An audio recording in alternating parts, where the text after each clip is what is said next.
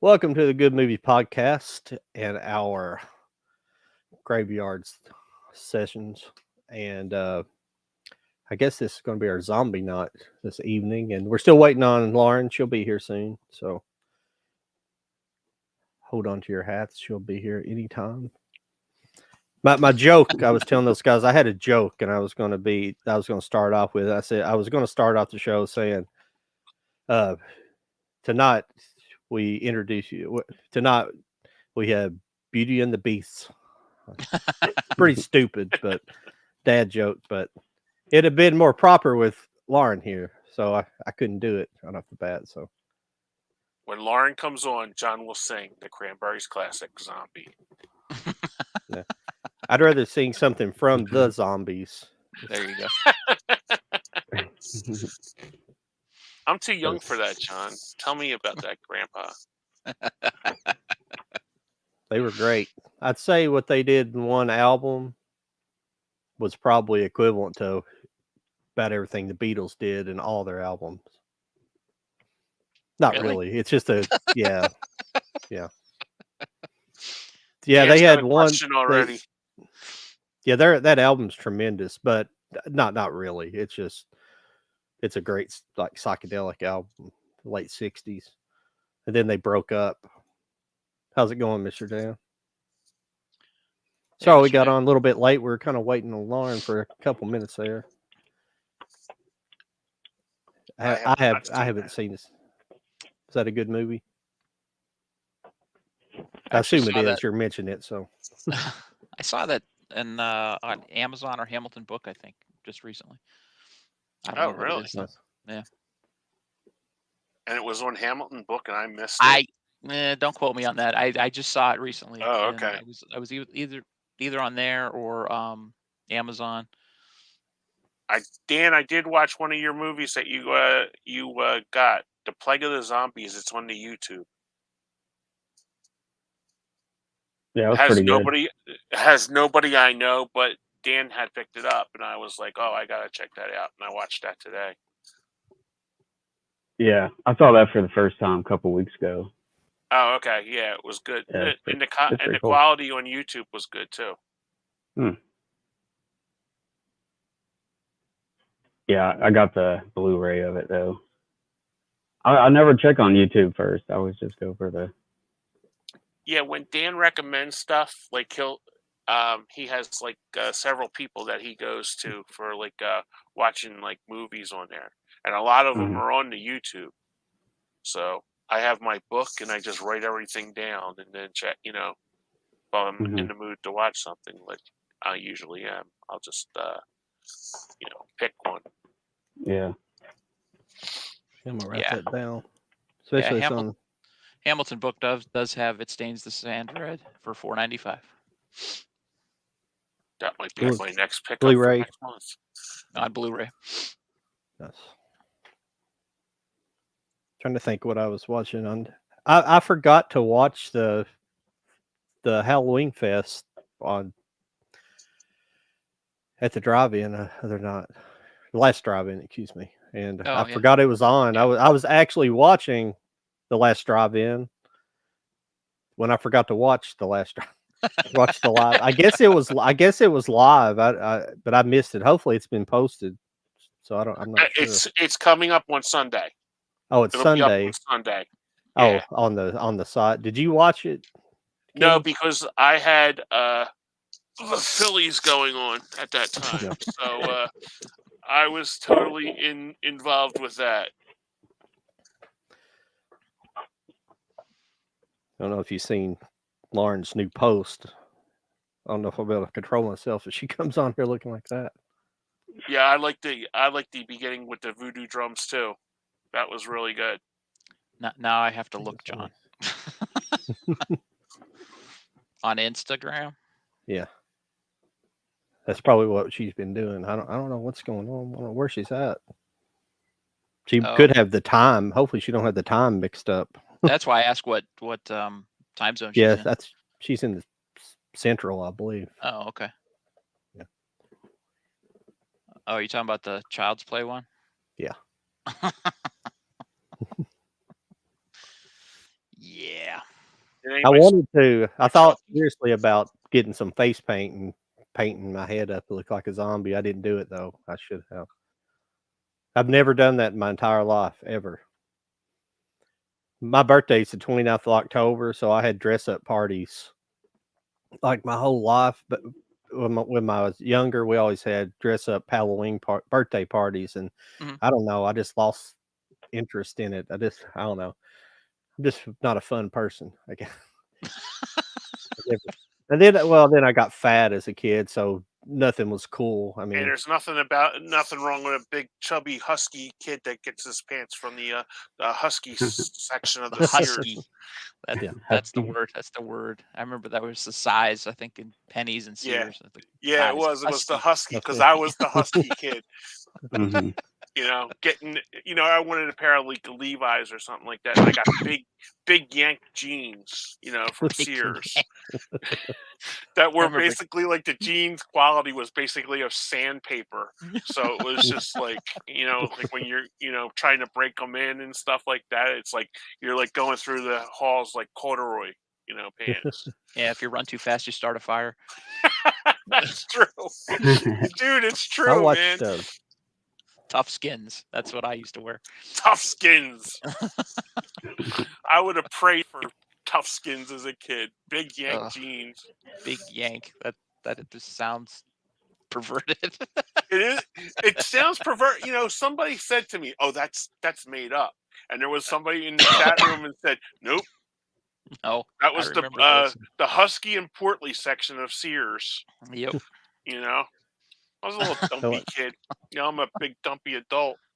If you if you guys are just showing up here, we're waiting on Lauren right now. She should be here anytime. So hang on, and hopefully we'll have our guests in here soon. Yeah, There's feel free to talk about your jeans that you Yep. wore in Big yanks right middle there. school. Big Big Yanks. There you go. See, I'm not They lying. still make them. They're selling them as vintage on Oh, Poshmark for $20 a pair.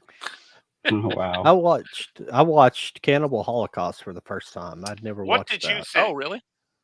Okay. It is what it is. It's good. It's disturbing, but nothing. I think it pisses people more off that are kind of animal lovers, which I'm an Right. animal lover, but that kind of stuff don't. I grew up in the country. When you grow up in the country around, and I mean, I didn't grow up on a farm. But when you grow up around people though that hunt and things like that, you just don't Right. think about things like that. But like people that grow up on farms and stuff, they see that kind of things happen to animals all the time. So it just doesn't. I was around stuff like that. I didn't, but it just I don't know. It just I think that's why I never dove really deep into horror, because a lot of things just don't disturb me in horror like it does other people. I don't get the shock value so Mhm. much that other people do, and I think that's a lot of enjoyment. Like where I've watched so many movies like you guys have, I can almost predict whenever there's a scare scene happening in a movie, or so when some I really like some movies, if it acts something that actually does jump out and scare me, it's like really a treat, because usually Mhm. I can see it coming. Right. Yeah. Yeah. Yeah, Yeah. I But watched Cannibal Holocaust for the first time like 3 or 4 years ago, and I had avoided it because of the animal cruelty stuff. Just not because it would bother me, just because I just It's giving money to unnecessary. somebody who killed animals on screen just didn't really trip my trigger. But I watched it on Shudder, and I mean, aside from that, which was kind of pointless, it didn't really add anything to the movie. The movie wasn't bad, Mhm. so yeah, Yeah. I've never have seen Yeah. it yet. Yeah. So. If Yeah, you the have people- if you have the Shudder, people Mike, are it's on awful. there. Yeah. Oh, The- okay. The subject matter in the movie, the people shooting the documentary, yeah. they're just horrible people. Like they just Mhm. completely, they're like worse than the cannibals really in their Right. behavior. I Yeah, mean, they completely, and I mean that's the realization. Like the guy who went and found the footage, went to where they had went to and found the footage and brought it back. That's a realization that he comes to in the movie. It's like we Mhm. can't show this to anybody. These people are pretty awful. they pretty much got what they deserved, sort of. Right.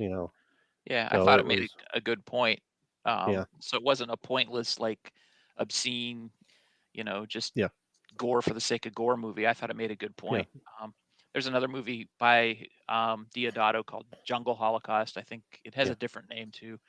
Um, That was his first one. That was before. I don't know if it's his yeah, first movie, but it was yeah, before. it was before. Yeah, it was like the Yeah. precursor. I watched that one, So, and it wasn't anywhere near as good. yeah.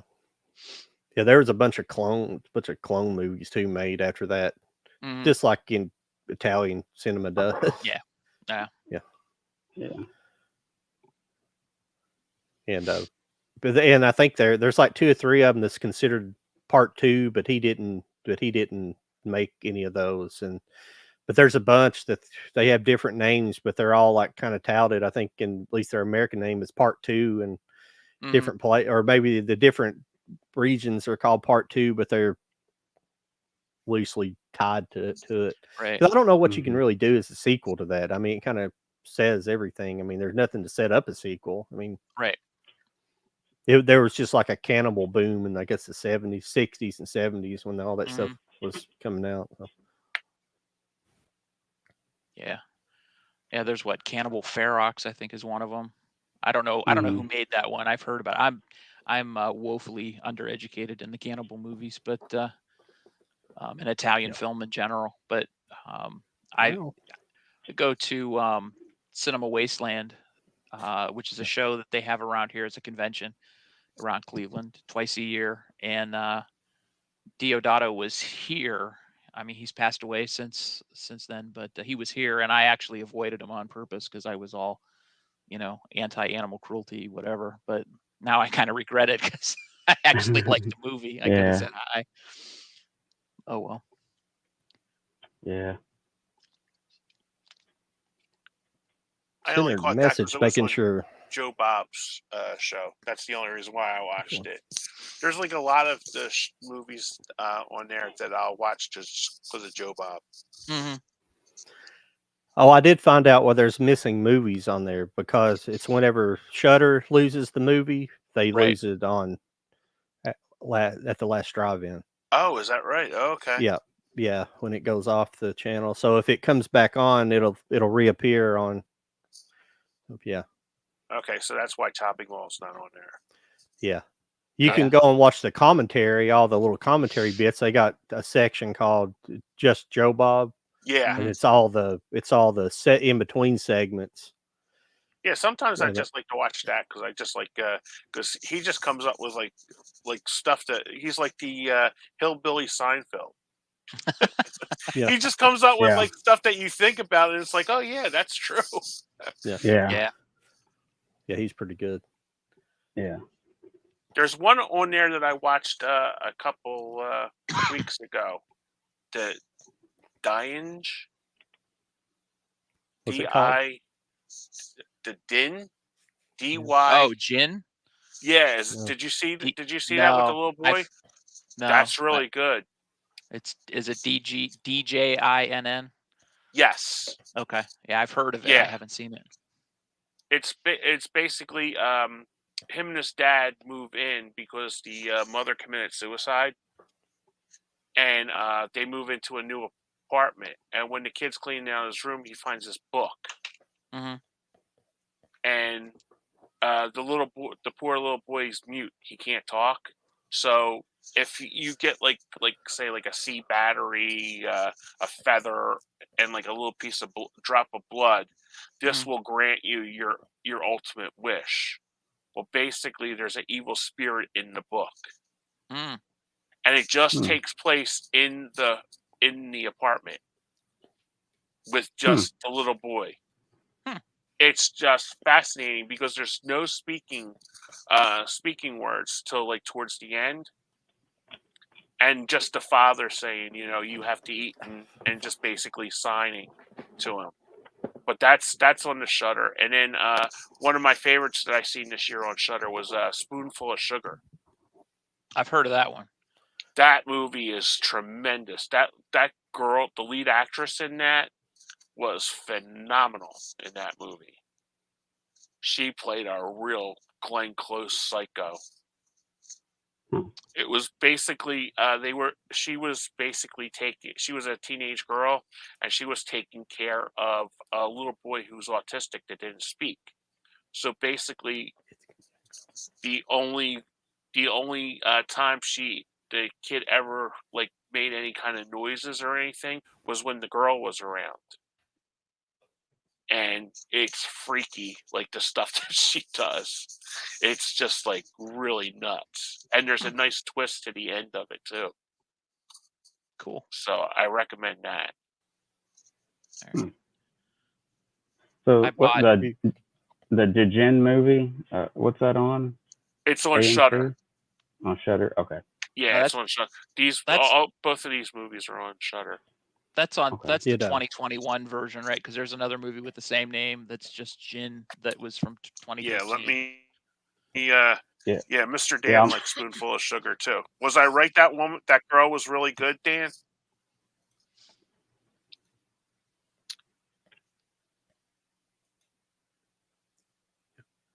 You guys 'Cause ever I seen like to Whatever watch- Happened? Yeah, go ahead.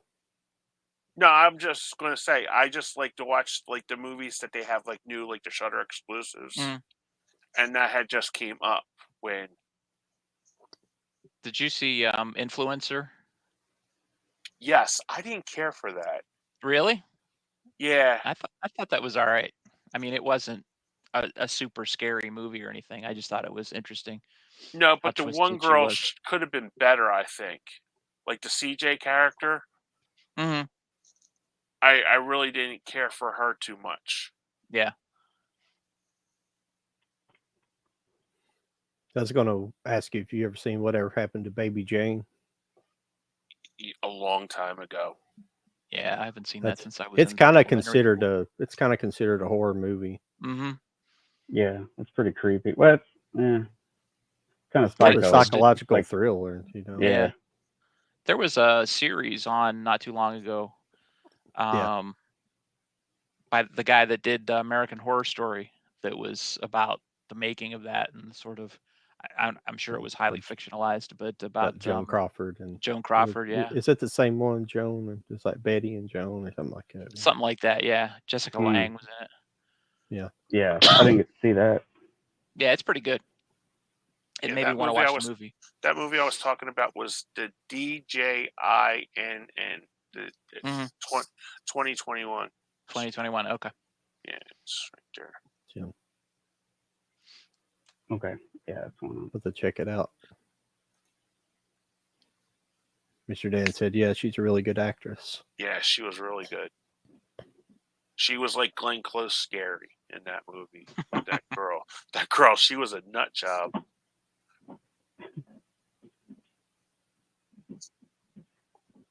Yeah, I picked up a couple of movies that we talked about last week. I picked up Matinee and Who's Harry Crumb. Oh, good. I hope you enjoy Harry Crumb. I think you will. I hope so. They just came yesterday. They showed up. Yeah, she'll be here in a minute. She did mix up the time. Mm-hmm. Yeah, Matinee I have like on Walmart had like there was 10 movies for like $5, and it was like all 90s movies like Ghost Dad and McHale's Navy, and when I seen Matinee on there, Cloak and Dagger's on there too. That was an 80s movie. Yeah. And I just picked that up and then like Master of Disguise is on that. It was like it was just like a goofy 10-pack that when I seen Matinee, because I had seen like all the on the eBay, like the prices were like crazy high, and when I seen that, this was like 3 years ago when I found it, but sometimes you can find it like at Walmart if they have like old stock laying around, you can still find it in there.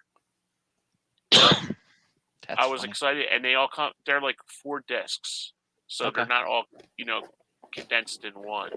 Right. I'll have to keep an eye out for that because some of those movies I wouldn't pay too much to see, but I'd still like to see them. I just literally bought it for Matinee, so yeah. Mike, do they have like a big edition of that? Do you know, like a Criterion or something that day? No, there's a Shout Factory edition. That's what I got. The Oh, Shout okay. Select one. Yeah, that's Shout what I picked Select. up. Yeah. Yeah, that's what I picked Yeah. up. I can't Gotcha. remember if I Yeah. even have it. I've got like a real nice laser disc. I have a sealed laser disc of Yeah. it too. I've got 2 copies of it. I think Yeah, I got one the copy. Laserdisc. Yeah. I can't remember if I ever bought it on Blu-ray or not. Surely I did. I can't remember. Yeah, I had that for so long, and I just thought, I'm gonna upgrade it to Blu-ray, and then that had come out. That's pretty nice. Select, Yeah. Shout Select.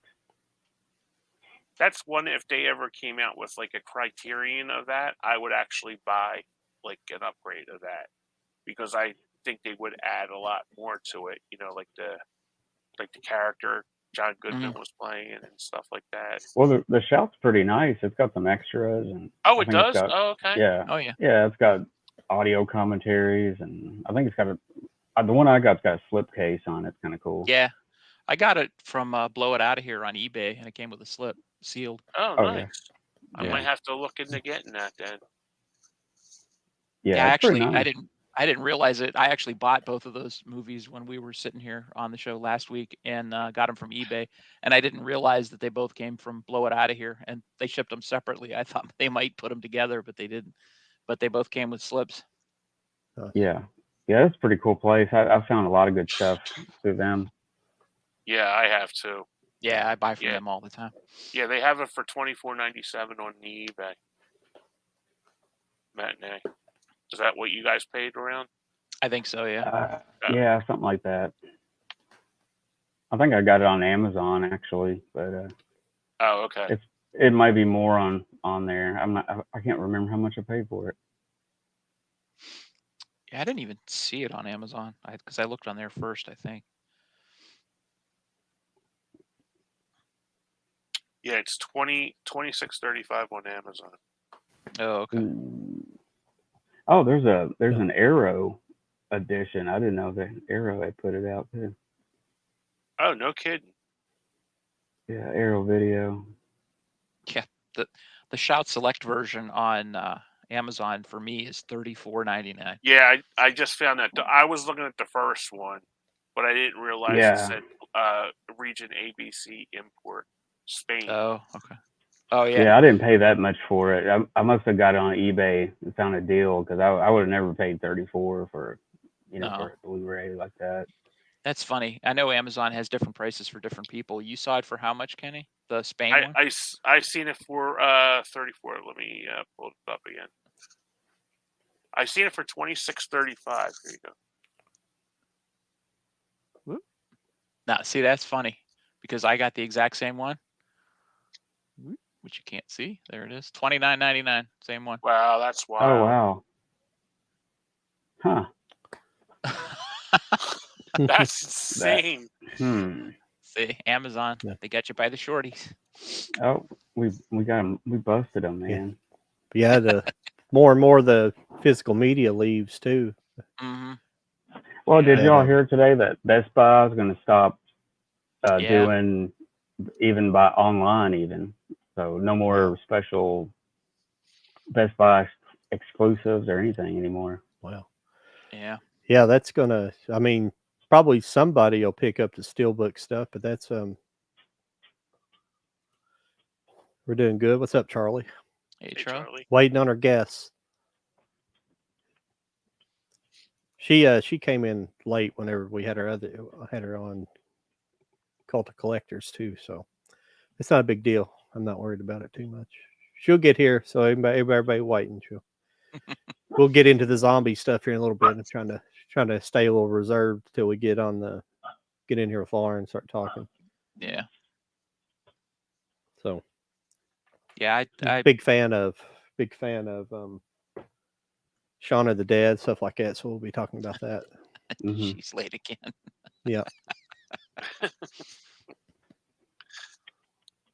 don't know if it's tardy. It's not PC, but she's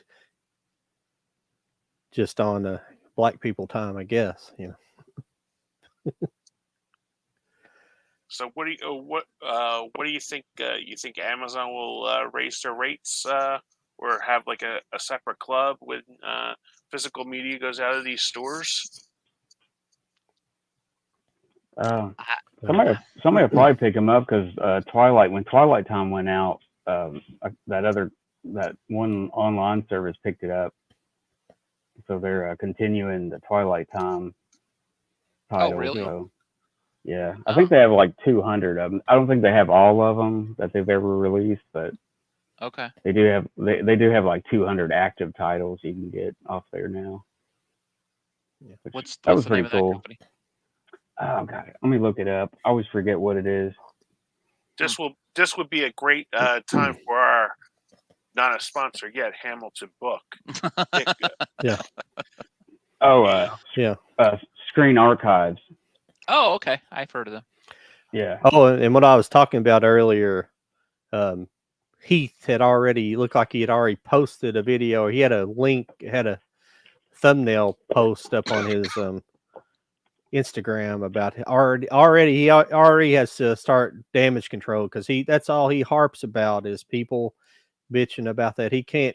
That's all he does is fight with people about the end of physical media. You know, if you're worried about the physical media come the end, he's like, oh no, it's the greatest year ever. But whatever. Yeah, it's back and forth. Yeah. I don't think it'll ever go away officially. No. No, I think not companies for a will while. fall, but Yeah. I think all the big box stores will get out of it before, all these labels stop making videos or putting out, stuff. Is there much of a? Do they make a lot of profit on them? I was told once that they didn't make a lot of profit on that stuff, but I don't see how they don't. Brick and mortar, or just brick and in mortar. general. Yeah. I don't know what the markup is on a movie, to be honest. That's what I was saying. That's the only Kenny. reason. I was just gonna say that's the only reason. Or I was talking to Kenny earlier. Like, if Best Buy wanted to save money and make more profits off physical media, then stop doing the exclusive titles and paying money for that.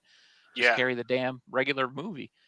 Yeah, Mhm. steel books and stuff like that. Yeah. Yeah, I mean, I'm sure that costs them a pretty penny. Yeah. And I could see stuff like that just where they're not making a lot of profit.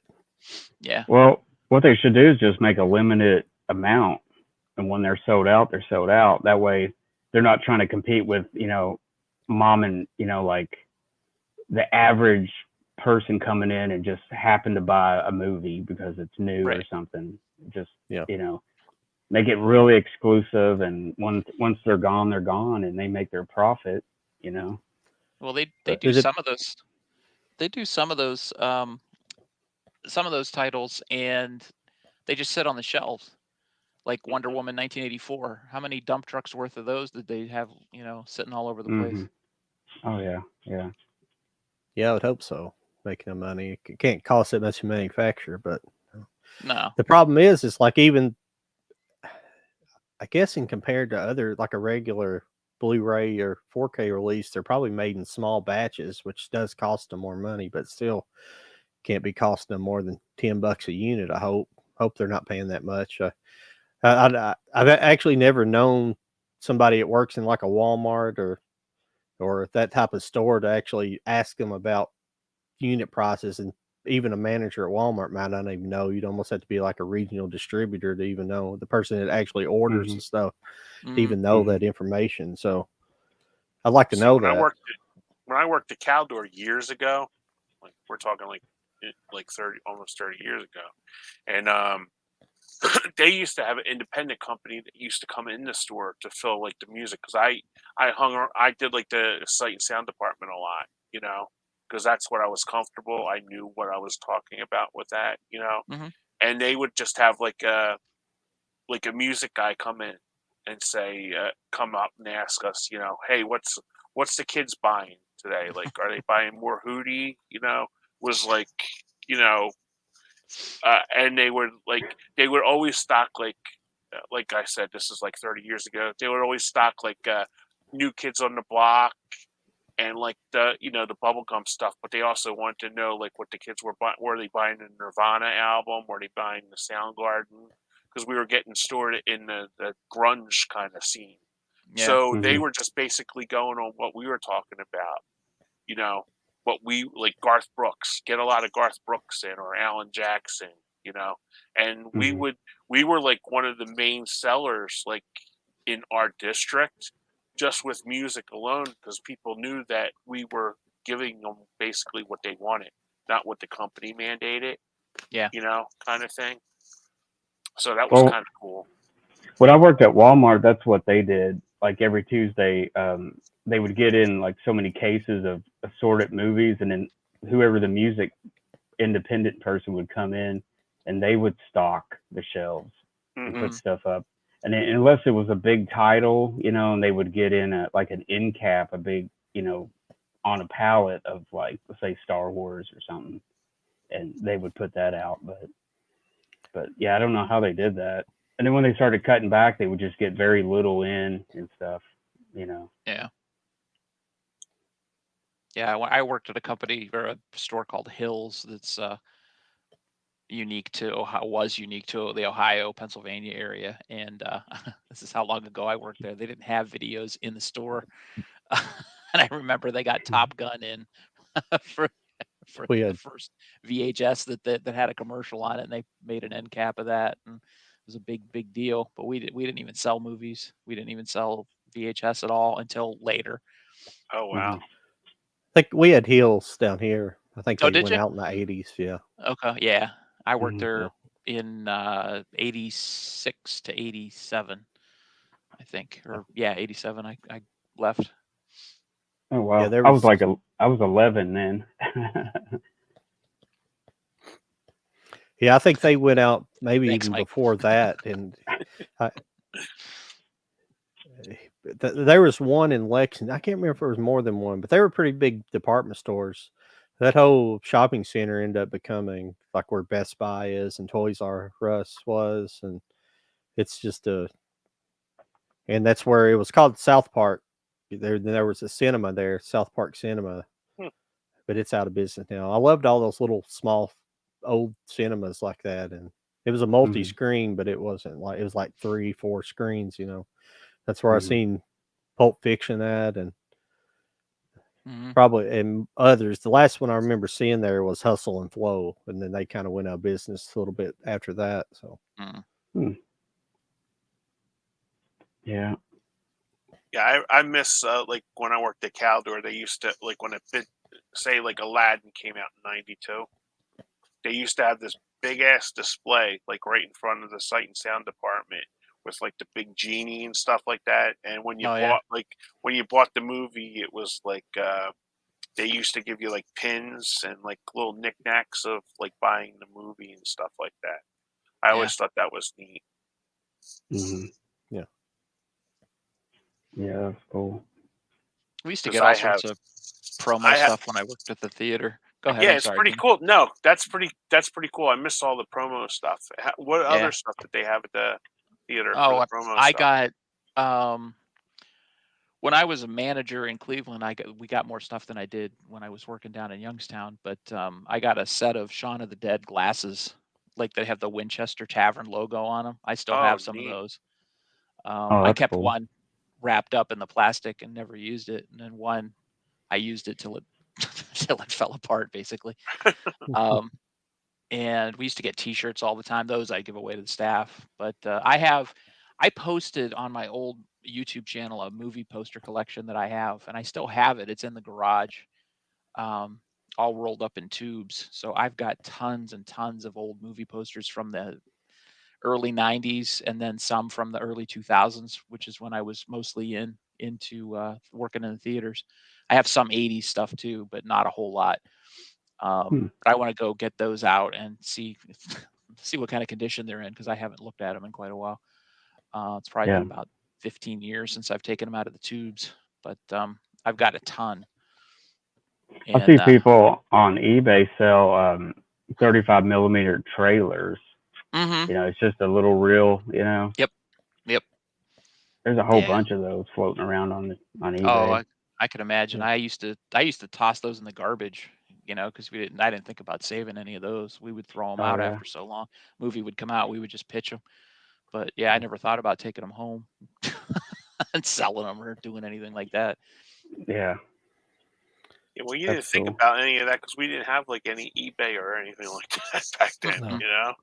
No, no. That I think of all the things that I've seen in the back of the first theater I was an assistant manager of. There was a big standee for Raiders of the Lost Ark back there, and it was just sitting there, and I was just like, I could have taken that home. Wow. Ugh. Yeah. There was a little one of the older theaters in Lexington that was Turflin Mall. It was just another one of these small, like it was a mall theater, but they until they closed, they had like the poster of Revenge of the Jedi in there. They had the Revenge Oh, of the really? Jedi poster, yeah. Oh, wow. They left it in there. And I don't know. I assume it was original. It was original from when they got it, because it's kind of crazy that they sent all that stuff out and then they changed the name at the last minute. It literally got changed at the last hour before they released it. Oh wow. Yeah. I've got a mini poster version of it, but I don't. I just wonder what happened to it when they closed that theater. And hopefully somebody kept it. Somebody, right? They didn't get thrown away. Yeah. That would be nice. Yeah. Especially in mint condition or something. That'd be cool. Yeah. Yeah.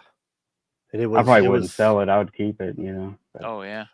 It was behind glass too, so it was kind of like they, it was kept the way it needed to be. It might have been just a frame. I can't remember how it was presented, but it seemed like it was like in one of those coming soon type setups that they didn't use anymore. Was it kept out of the sun? Yeah, it was indoors. It was inside a mall. Yeah, the entrance of the mall was inside the mall, so there was no windows facing it. Yeah. Jeez. It was kind of in the lobby where the concession stand was. Right. Seemed like. A lot of times when you look at that, you almost don't see Revenge, because you're so used to seeing Return. Right. You have to really look at it, and you're like, oh yeah, because that's got me a bunch of times looking at stuff. Yeah. Online and everything. Yeah. Well. Yeah. Why are those posters so expensive? Like online, like the full sheets and stuff like that. The original ones? Yeah, I don't understand why they're so. Well, one, they don't make a lot of them. At least they used to not make a lot of them. I know now, like if you walk into a theater, some theaters give them away for free. I don't know how many they get, but when I was managing theaters, you would only get one, maybe two, and they're printed on really high quality paper, and they're double-sided. So when they're lit from behind, you don't get a reverse image. So it's made to be lit from behind, so it shines through really good without fading. So it's really, really good paper, and it's so they don't fade so much in the sun. I mean, they will over time if you leave it out, for years and years and years, but they're just really high quality paper, and they're really, really thick and really durable. So when they fold, like if you fold one, it creases and breaks and cracks the like, I don't want to say covering, but it's like a coating on it. The folds will show up really well. So if you keep them rolled up, they look pristine when you unroll them. Do the theaters give those away when they're done do they keep them? Well, I haven't been in theaters since 2005, but what we would do is we would, if employees wanted them, we would just give them away. And if people wanted them, we could sell them. We would sell them for like $5. We wouldn't, try to gouge anybody on them. We would just be like, oh, if you want it, it's $5. But if you knew somebody who worked at the theater, we would just give them away. But that we could do whatever we wanted with them. I asked somebody at a theater once about it, and they go, "Oh, we have to send those back." Well, maybe now, but back then we didn't. I don't know what the deal is now. Yeah. You wouldn't think so, as long as they stay out now. Some of them stay out a long time now, especially the outdoor posters. The one, because a lot of them, your marquees outside, so they have to, But they, like you're saying, they don't look like they really fade too bad. Mhm. I haven't noticed them fading, so it must be like really good stuff they're printed on. So it's Yeah, pretty I have- interesting. I have I'll one from the 1950s, and it still looks really good. Oh, I nice. can Like imagine. high quality paper. Yeah. The in the 80s we would get them folded though. So I have some 80s posters, but they're all creased and they look crappy. Like I had the original Friday the 13th, the final chapter poster, I think, and it was folded. It had a big crease down the middle and then 8 lines across it because they sent it to us folded up, and then when you store it, you fold it back up, and after folding it and unfolding it several times, it just, like I said, that coating or whatever it is like cracks, and you get these big creases in it, so it looks like crap. But now I don't think I have never seen a folded poster in the last 20 years. They've all been rolled, so they all look really good. I have one from, there's a Gene Wilder movie from the 70s called The World's Greatest Lover, Oh yeah. where he's playing like a Valentino type Mhm. of guy. But it's the original 27 by 41, and it's folded like that, Yeah. and it's like you just said, and you can almost just tear it into Yeah. like sections. It's so Yep. broke apart and everything. It's in good condition, except for it's been folded for so long. Right. Because I think that came out in like 1977, so it's been folded for 46 years. Yeah. I had a one for Look Who's Talking, that one with John Travolta with the talking babies.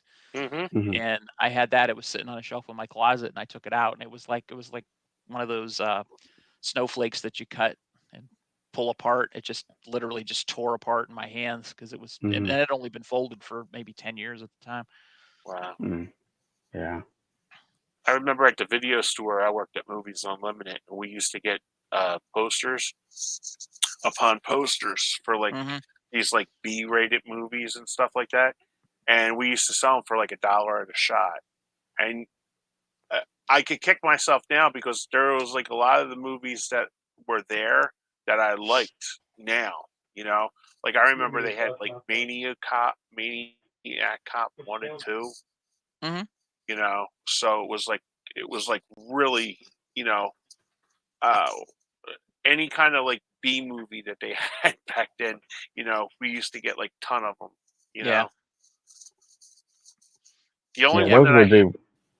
I was gonna say Maniac Cop. Those would be worth a lot of money now, with Oh, how yeah. everybody's really into the older yeah, horror stuff. The because I 80s even horror. remember Evil Dead, and I was like, "What is it, Evil Dead?" I'd never heard of it before, but they had like all those posters over there. Mm-hmm. The only one that I got that I really really wanted from there, and I still have, I think I still have it in my tube, is when Batman came out Oh, on video, the and that was 1989 like, one. the '89 Well, there's only one to me. Yeah. 89 Batman. So I got that, and it's just Keaton, Nicholson, and then just Yeah. just the logo right there, and it just says "coming soon" like on the bottom. Yep. I So I remember have when we. to get that. I have to get that framed. Yep. Yeah, that's like a teaser trailer, Yeah. isn't it? It was Or just Yeah. a a logo. poster. Yeah. Yeah. That, John, that's my my buddy Steve in the comments there. He Okay. used to manage movie theaters too. So he Hey, told me Steve. Awesome. he was trying to get on, but he didn't know how to post a comment without having an account. So it looks like he figured it out. So hey, Steve. Bollywood. Yeah, he's managed Good more though. theaters much more recently than I have, so he might be able to answer some questions about what's Oh, going okay, on. good.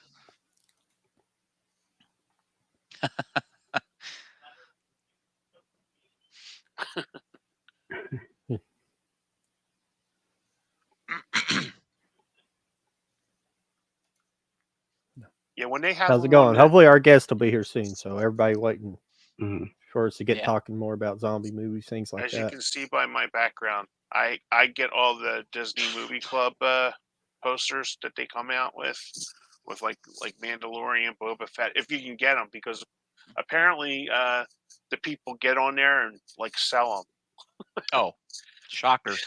Yeah, Mm. they go in the because I remember I got the season 1 Mandalorian that I have right beside me, and the next day I seen it for $40 on eBay. Yeah. I'm like, you douchebags, you know. Well, some people just don't love the stuff; they just love the money. So Yeah, take anything as an opportunity to sell stuff. you're exactly right. Yeah, everybody's a hustler. Yeah. Oh well. Yeah, I think I have. I can't remember what posters I have. I'll actually have to go back and watch that video. But I think I have that Batman teaser poster. It's just I don't remember it saying Keaton or Nicholson on it. I think for the theatrical release, it was just the Batman logo, and that's all it was. It just said "soon" at the bottom or something. Mm-hmm. Yeah, because I remember that came in at movies, and I wasn't working there at the time. But when they were going out of business, they were like, they knew about that poster. Oh yeah. And they're like, "Have you seen it?" And I'm like, "I haven't seen it. I took that home the night before."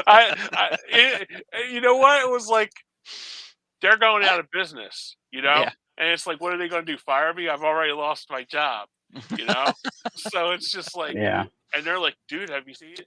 The guy was like looking up and down for it and stuff, and was like, "I'm like, dude, I haven't seen it like that." And me and Rose were just like laughing, you know, because we had taken the shit home the previous night that we wanted, you know. Right. But it Yeah. was just like I seen that, and Rose goes, "Take it home." I'm like, and then we had she took home. It was like one of those the old. Remember when Wizard of Oz just came to video, like on VHS? Yeah. And they had this one. It was just like a balloon, and it had like Wizard of Oz and like a balloon basket with like Like the all the hot air balloon. characters. Yeah, the hot air balloon. Thank you. I could not come up with that. That's all It right. was like a hot air balloon, and it had like all the characters like on each end of the balloon, and it had like literally a Toto, like a little pet Toto, hanging out of the basket of the hot air balloon. And Rose is like, "Oh, this would go great." Hi. Hey, Lauren. There I am. Hello. Hi. I've Hello. been Hello. idle for a bit. I just wanted to make sure that I was like. I apologize because you're where I had like 4 slots taken up on top. You had dropped below, and you were high. You were hidden behind like the bar down here, like that has all the stuff in it. I Okay, apologize. yeah. That's my fault. No, that's fine. I apologize for being so tardy. I misunderstood the time zone, so that was my fault. That's all right. Mhm. But So yeah, how are you doing? I'm doing good. Yeah, I was able to kind of like just sit here and listen to you guys talk a little bit about zombie movies and stuff like that. So that was cool. Cool. Yeah, I didn't know you'd been sitting there for 10 minutes. So luckily, I picked up my Oh, yes. phone and looked at it. And, I was patiently waiting for my turn because I knew I was tardy. So well, it's all right. No, you're fine. When you didn't come in, I thought I better ask her if she, because sometimes you can overlook that stuff. I understand. Yeah. It's confusing as well when you're switching time zones. So I apologize. Yeah, it's no problem.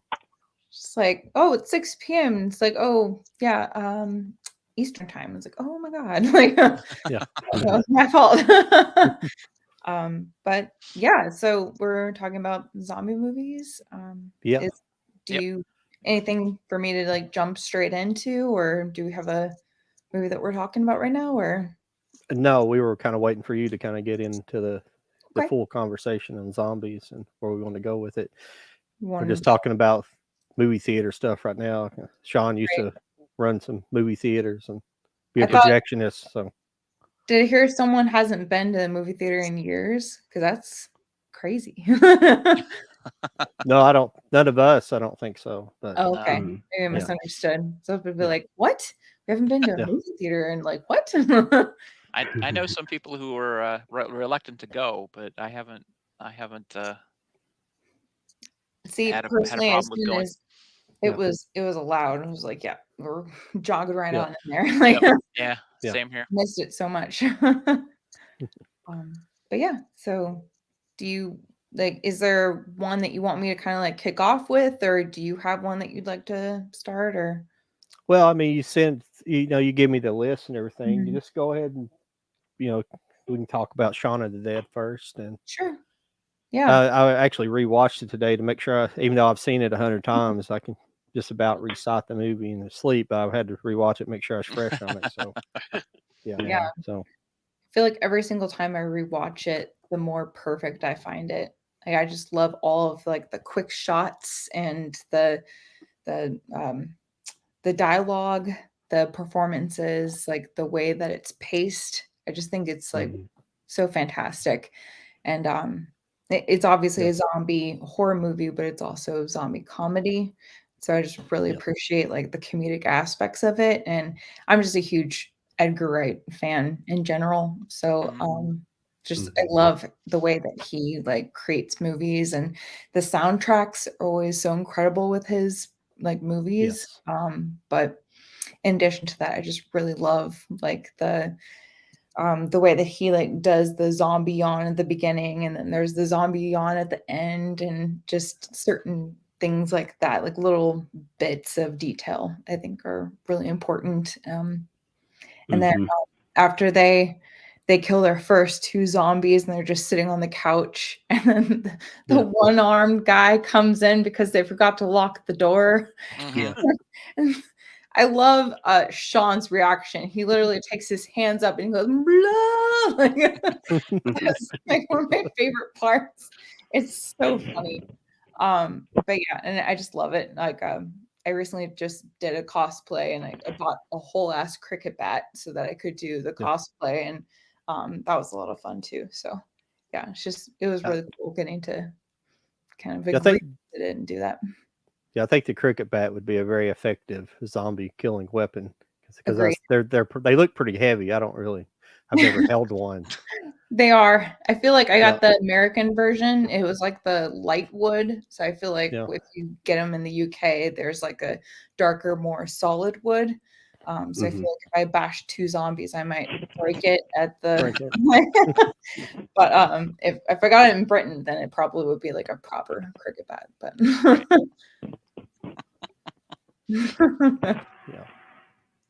but no, it was fun. Charlie said you need to watch Scout's Guide to the Zombie Apocalypse, which I pulled my copy of it there. It's really good. I don't think I've heard of that one. Okay. Yeah, it's pretty good. Cool. I think you mentioned that last week. Zombie comedy, or sorry. Yeah, it's kind of a zombie comedy. Okay. I have this. It's still my lot sucks for this on here. Steelbook? It's the Mondo edition. Nice. It's hard to see. Myself. It's kind of like comic book themed a bit. Yeah. That's pretty cool. But I have also have that 4K edition, that 3-pack. Yeah. Then I have the regular Blu-ray. I've got 3 or 4 different versions of it. That's cool. It is one of my favorite zombie comedies last year. Yeah, I love Edgar Wright. Like, I'm a huge Cornetto series person. And like, obviously, Shaun of the Dead is horror comedy, and I could argue that Hot Fuzz and World's End are like horror-esque, where they aren't. Spaced. I love Spaced so much. That is a great show. So funny. I love it so much. I love how you get to see like the early bits of like their performances and like directing all that. Pretty sure Edgar Wright was. I think he did that show as well, didn't he? Yeah, that's where they all got started, isn't it? Yeah. From what I understand, it was Edgar and Simon that kind of like co-wrote, and obviously Edgar directed. But yeah, it's just really cool to understand that like Simon was a huge part of that, and then Nick was just like the best friend that tagged along. Yeah. I love that. But yeah, I have a Shaun of the Dead steelbook as well. I really love it because it's like a kind of like comic book looking. So I think that's the one I have. Yeah, cool. With it was like in a part of a series of like the Hulk and King Kong. Yeah. Oh yeah, I have that one. I have a Van Helsing with that same kind of design as well. Yeah. Very cool. But yeah, so Shaun of the Dead is like one of my absolute favorites. Again, Edgar Wright, I just really love it. And there's so many great moments. And there's like the comedy, but then towards like in the third act, they take it a bit serious. And I just really appreciate that as well. And then, yeah, it kind of like reminds me of some other like zombie apocalypse, alien apocalypse kind of movies where just like out of nowhere it's like everything's fixed and it's like wow. Yeah. So that's a lot of fun too. I enjoy that. Yeah, I like the scene where I think, is it Dave? Is what's the guy's name that has the glasses? I forget his name. David. I think it's David. Yes, David.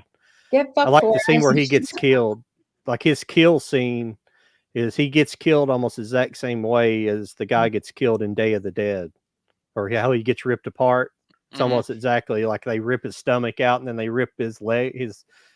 In Day of the Dead, his whole bottom comes off. They rip it apart, but then his head is removed. Because if you see when they pull away, they're pulling his head away and his arms, so they completely. So I thought that was a nice homage to Day of the Dead. That was nice. Yes. That's one of the things I love about that movie as well, is that there's so many like moments of paying homage to other zombie movies before its time. Yeah. I remember, so I watched Shaun of the Dead first, and then I actually went back and watched like, you know, Night of the Living Dead, like a bunch of like classic zombie movies, because a bit late on that. But there is a whole bit of score at the very, very beginning of Shaun of the Dead that is actually from the what is it? George, like the classic, Dawn of the Dead.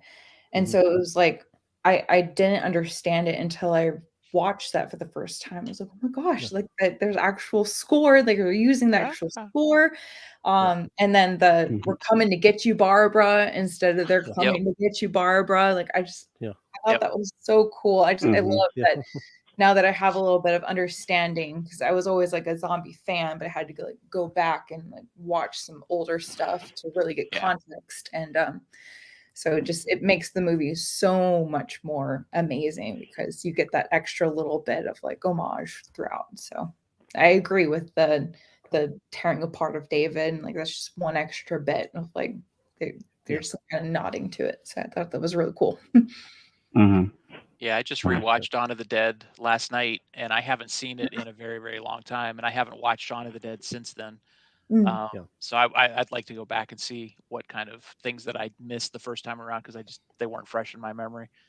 Yeah. But I know Simon Pegg, I think, is in Land of the Dead, which is a later George Romero zombie movie. It's like a 2000 something, right? 2005-ish, 2006. Yeah, I think it's like I think it's 2005. Yeah. What's the name of it? Land of the Dead. Yeah, I've got it somewhere. Problem is, I've seen so many, like everything I've got my hands on here, which is 2 stacks about that, Dave. These are all zombie movies. Oh wow. Yeah, yeah, that's definitely my favorite, subgenre in horror. So yeah, and I guess I got hooked just like everybody else with the what's the AMC series called? Walking Dead. Walking Dead. Walking Dead. Yeah, I first started out with the comics. I've got the first 20 or 25 of the trade comics, which is actually the first 120 comics. So I watched to that point. But after I kind of ran out of that, after I ran out of that much material, I kind of quit watching the show too. So I haven't watched it since like season 4 or 5. So it got kind of annoying to me. But what annoyed me about the show was that I hated that, like they'll be like standing in a parking lot talking or something, and then just a horde comes out of the woods, and it's like you can't hear like 100 zombies dragging their feet through a forest. It's like, I know it's kind of classic horror, classic zombie movie where they just kind of appear, and they do it in Shaun of the Dead as well. But it's kind of, when it happens over and over and over, it wouldn't be like it in reality. And I think they try to root The Walking Dead more in reality, and that just wouldn't fly. Yeah. So it's the jump scare for sure, I think, in terms of the show. I will say, I think it's kind of funny. When I was younger, I was definitely like a ghost, like maybe werewolf, vampire, like definitely like petrified me. And I just thought that zombies were super boring because up until that point, I'd only seen like the slow ones. Like I can run out, like that's fine. Like I just have to run a little bit fast. That's fine. Yeah. And then I still remember watching 28 Days Later and just being absolutely petrified that they sprint at you. I was like, what the heck? So I remember just like not thinking zombies were anything. And then I watched like some actual fast zombie movies, and I've actually, like I said, like I revisited some of the slower zombie, like classic movies, and the fact that it's like, yeah, you can outrun them until you get cornered and then you're stuck. And then that's the scary part. So I can appreciate both versions. Really like the fast ones scared the bejesus out of me, but the slower ones I feel like I can absolutely appreciate now as an adult, where it's just like, oh no, if you get caught or you get cornered, like that's not good at all. So I just thought it was funny. It's like World War Z's got them climbing over walls and stuff. You know what I mean? God, yes. They're almost like insects. Yes. Yeah, they're like running and stuff, you know. Yeah, they it's the whole nothing to lose, because obviously like you have the one goal, and it's to, you know, eat someone's brains, eat someone's, you know, parts or whatever. So it's just like it's the one goal, and so you just like sprint, and it's like, yeah, it's terrifying. So and I like seeing the different type of zombies too. Some people are like, well, if it's not classic zombie, I don't like it. You know, the slow movers essentially, and I like seeing the different type of zombies, like fast ones and aggressive zombies, and because I mean, I guess you never know what you might get, and because it'd be terrifying having fast moving zombies. Like the slow ones, you know, you can kind of get around in a lot of situations, but the fast ones, you know, would have kind of, I guess, intelligent design to some degree, you know, coming after you. It's a different story. Like the new Dawn of the Dead's got fast movers in it, and I really like that contrast too, by the way. Yeah. Like I like that the original has like the slower and the newer one has the fast. So I always appreciate when a remake like pays homage but isn't like a copy and paste. Like it does its own thing. So I really love that it kind of like does its own thing with the zombies. So I agree. Yeah. It's like the remake of Night of the Living Dead from 1990 is almost like a completely carbon copy, just in color, of the original. But Tom Savini directed it, and you would think that he would want to add something more to it, even though it's a lot more gory than the original. Right. You know, but yeah, it was a little too conservative. Charlie wants to know if you ever seen Return of the Living Dead. If I've seen Return of the Living Dead? Oh gosh. Yeah, that's the 85 version, isn't it? 1985, Yes. Yeah. It's been a minute, but yeah, I have seen it. Yeah. Yeah, that's a pretty good one. Yeah. I think I've got it somewhere. Yeah, that's almost sort of like I mean, you can sort of take it as a sequel to Dawn of the Dead, kind of, because I believe, I can't remember the guy's name, but I believe one of the filmmakers actually had a relationship with George Romero.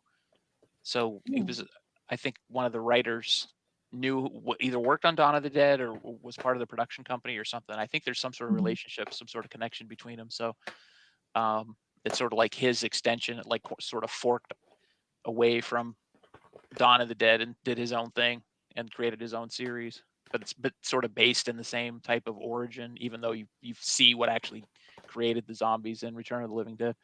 And I don't think they ever say what starts them in Night of the Living Dead. Yeah, they don't, do they? I don't think so. I think there's theories, but I don't think they ever really say. Yeah. Yeah, I also think just to talk about like the type of zombies and stuff, the Dawn of the Living Dead, then Day of the Living Dead, just watching those consecutively, I feel like that's kind of interesting where they almost, maybe it's just me, but do they feel almost like different zombies? Like they kind of are, but they kind of aren't. And the way they just like kind of pull a human apart, I feel like that wasn't seen in Dawn of the Dead. So to see like that. And I don't know. I really appreciate that movie for what it is, because it's a very much a isn't it kind of like a character analysis much more than Dawn? Like you get a lot of character development in Dawn, but Day, I feel like you get a lot more of that the bunker kind of Right. analysis and stuff. And so then like the third act is the big like zombie, and like I have a t-shirt that says like "We love Bud," because I love Bud so much. And you gotta love Bud, and his just like amazement at music. It's just like, what is this? Like, but like that's a lot of fun. Day actually did really bad at the box office too, because people didn't really understand. It took it a couple decades before people kind of started appreciating it. You know, I really like it. I like the main zombie. In the 85 one, he's got the headphones and stuff. It's kind of like he's kind of remembering his human life somehow a little bit. It's really cute. Sorta, He has like his like science dad, and then the what's his face kills him off, and he's just like, "Hey, you get to die today." How dare you hurt my dad? Oh man. So you need to check out The Last Drive-In, because they actually do that one.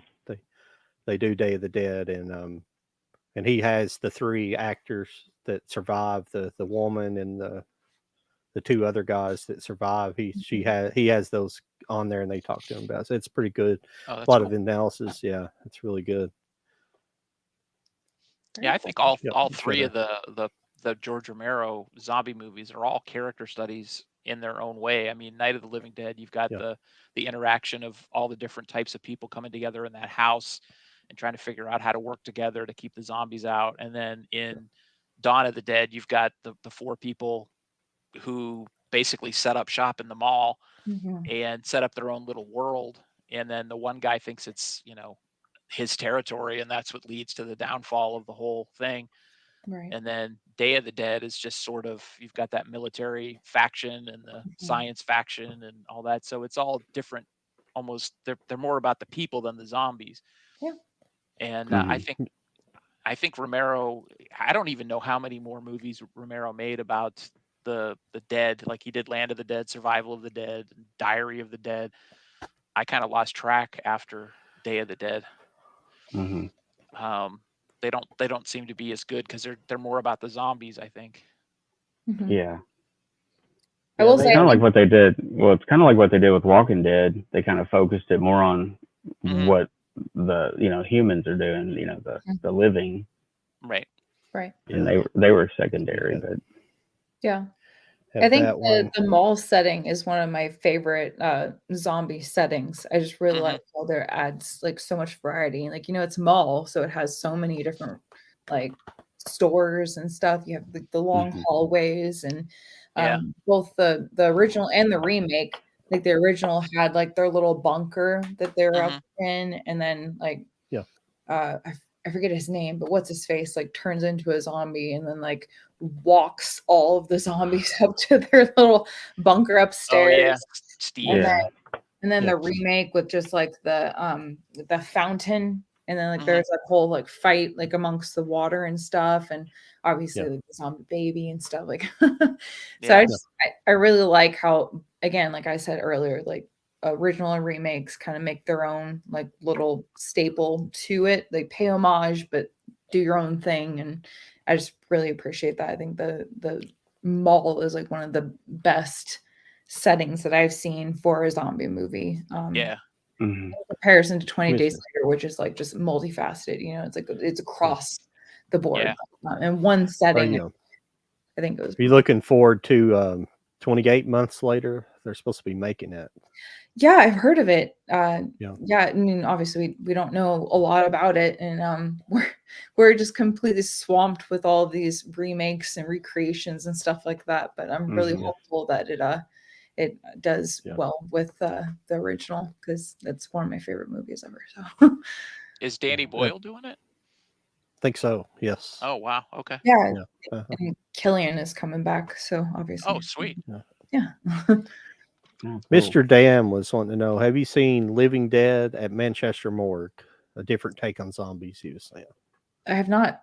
I also don't I haven't even seen that. know what Haven't that seen is. it either. Sounds interesting. Yeah, added to my watch list. Sounds like up my alley. Yeah. The Zombies in Return of the Living Dead also ran. Says This is Charlie. right. Yeah. Weren't they kind of like Tarman? Wasn't he kind of like slow too though?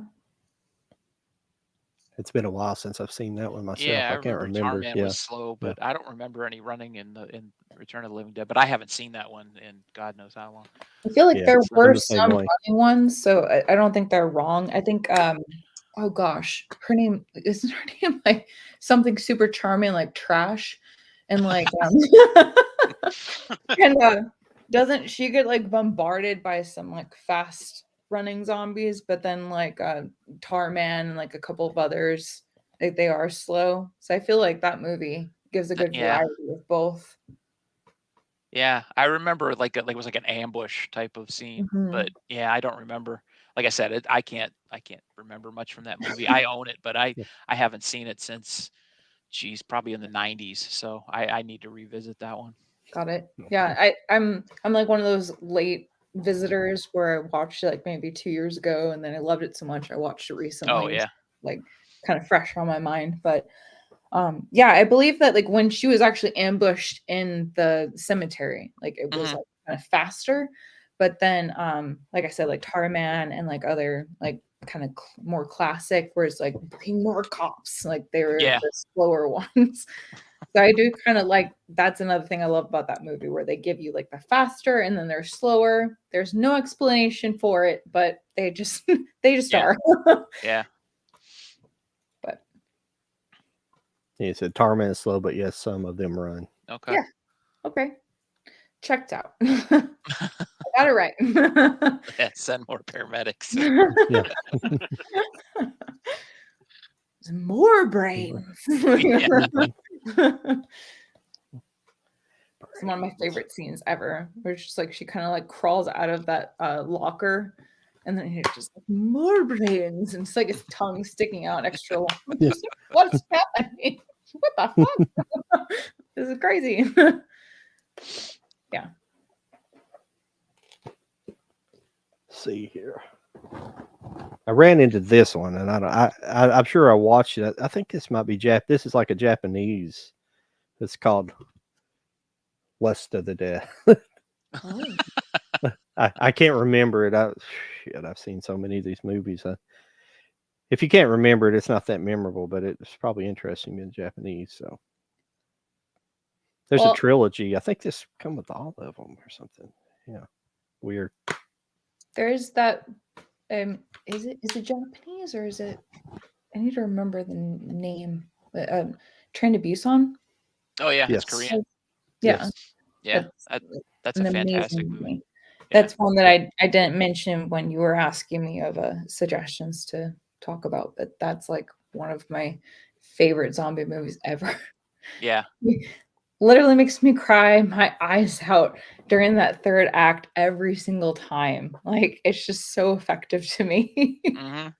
But yeah, and like the zombie actors, can we just like have a moment and talk about how amazing they are? Like the fact that they almost break their whole backs to give a great zombie performance. Like, yeah, exactly. It's amazing. I love it. I love like the forebodingness of the beginning too. Yeah. I have that too. Criterion. Yep. Yes. But yeah, I just love that foreboding like opening where you get to see like kind of like the zombie deer, and then you get to have the experience with like the father and daughter, and then there's just that moment, and then one person like runs in at the last moment. You're like, oh no, that's gonna be it, and then there's just chaos ensues, and I also really love like the whole newspaper on the windows to like to make them like forget that we're here kind of thing. So there's that moment where it's like, oh well, silence is like are key. So I don't know. I really love every aspect of that movie, and just the character development, just the pacing, just all of it. Like also like the gore, and again, like I said, like the zombie performances, I feel like were just incredible. So yeah, that was a good movie. I went in totally blind on, and it sort of sideswiped me. I was not prepared for how good it was. It was just amazing. So yeah, I was not definitely. prepared for all the tears that I had. Yeah, it's surprisingly emotional. Like you get attached to the characters. Mr. Dan just said that in the comments, that it's all about the characters too. Yeah. So you get attached to them, and you really care about their stories and the relationship with that guy with his daughter, and the whole, just the whole setup. Like you said, it's just an amazing movie. Yeah. I side note, I'm a huge like Last of Us fan, like the video game and the TV show and stuff like that. So I'm very much like a like they were actually father and daughter, but like they're in Last of Us, it was like the chosen father-daughter kind of dynamic. So I feel like that kind of dynamic, it just it tweaks me real good. So like so that ending, I was just like, oh, it got me real good. So like it's very effective, and I own the Steelbook and everything. So I really love that movie, and it really got me. And that very ending scene, like the singing and stuff too, like that was that's one of my favorites. I forgot to mention that, but that's one of my favorite zombie movies. Yeah, that would be in my top 5 zombie movies of all time for sure. Yeah, it's really good. Did you guys like the sequel to Train to Busan? I haven't seen it. Yeah, I haven't either. I have it here, but I haven't seen it. I've heard of it though, and I feel like from what I understand, like it's very, very different from the first one. So that's why I had my own aversion to see it. It seemed a bit purge to me. Like it didn't seem like a Trained to Busan. It seemed like like one day to like just murder anyone we wanted.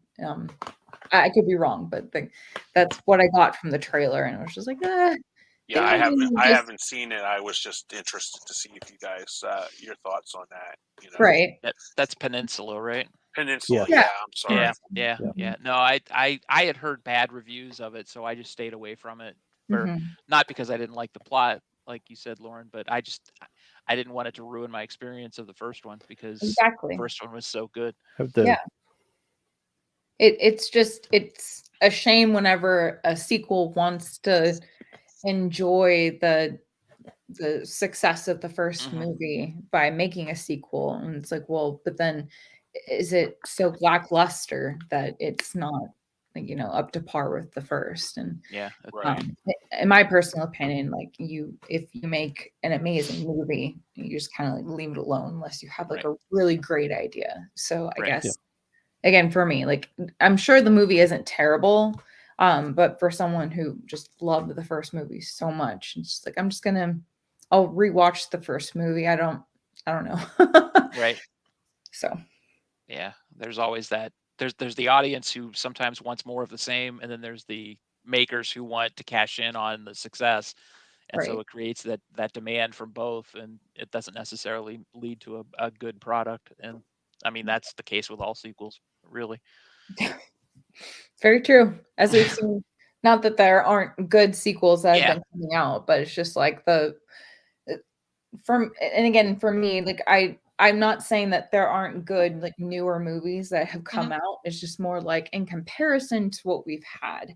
Like, can't we just love the original franchises that were out there? And if you really want to make like a new like slasher franchise or something, why don't we just make your own? Like, why do we have to piggyback off of someone else's legacy, like Wes Craven? And I'm not saying that the new Scream movie isn't bad. I'm just saying like why can't, if we're gonna be making a new slasher franchise, can't we just make a new like slasher villain? Like, why does it have to be like piggybacking off of Scream and Ghostface, and then it's a good movie, but is it like comparable to just the first two or something? So I think that's why the Terrifier series is so popular, because it it went Yes. by itself, you know. Or Yeah. just like the X franchise with like X and Pearl and stuff. Like Yep. there's so much success Mhm. because it's the original character kind of concept. I completely agree with you about Terrifier. Yeah. I love Art the Clown. Yeah. 3, 4, give me so much more of that. Oh, I yeah. love it. I like the Terrifier movies, not just because Art the Clown is not fascinating. I think even he was great in Terrifier, but in Terrifier 2, he's just fantastic. The way what's his name? David Thornton, the actor who plays David him. Thornton, Howard or something like that, right? David Howard Thornton, Yeah. maybe. Yeah, there Yeah. it is. Yeah, I think that's it. Yeah, he's fantastic, and he's just the way he moves and the visuals of it, fantastic. That Just in the and of facial itself is great. expressions. Yeah, Yeah. it's Yeah. just fantastic. But the fact that they make those movies for so little money and they look so good, Yeah. Hmm. it's Yeah. unbelievable. So they're undeniably profitable. But the guy, Damien Leone, I believe is the guy that makes them. He is a straight up horror fan, and you can Yeah. tell. And he's having a blast. He's doing it for Yes. little to no money, and it's just a complete tribute to horror fandom from all aspects, from the filmmaker, for the fans, for the people who just like having the Mhm. crazy killer, iconic type killer. It's Yes. just it's just all in, and it's fantastic. And when people were complaining that Terrifier 2 was too long because it was 2.5 hours long, it did not seem like it was 2.5 hours long to me. It was awesome. Yeah. So I And I think think that scene. I'm sorry, Lauren. That scene that was in the laundromat. I think they didn't have any permits to shoot, and it was Oh, just really? basically, Oh, it was just like really? it was just like a one and done. That whole thing in the laundromat. Yeah. Oh Fantastic. my god, that's so So funny.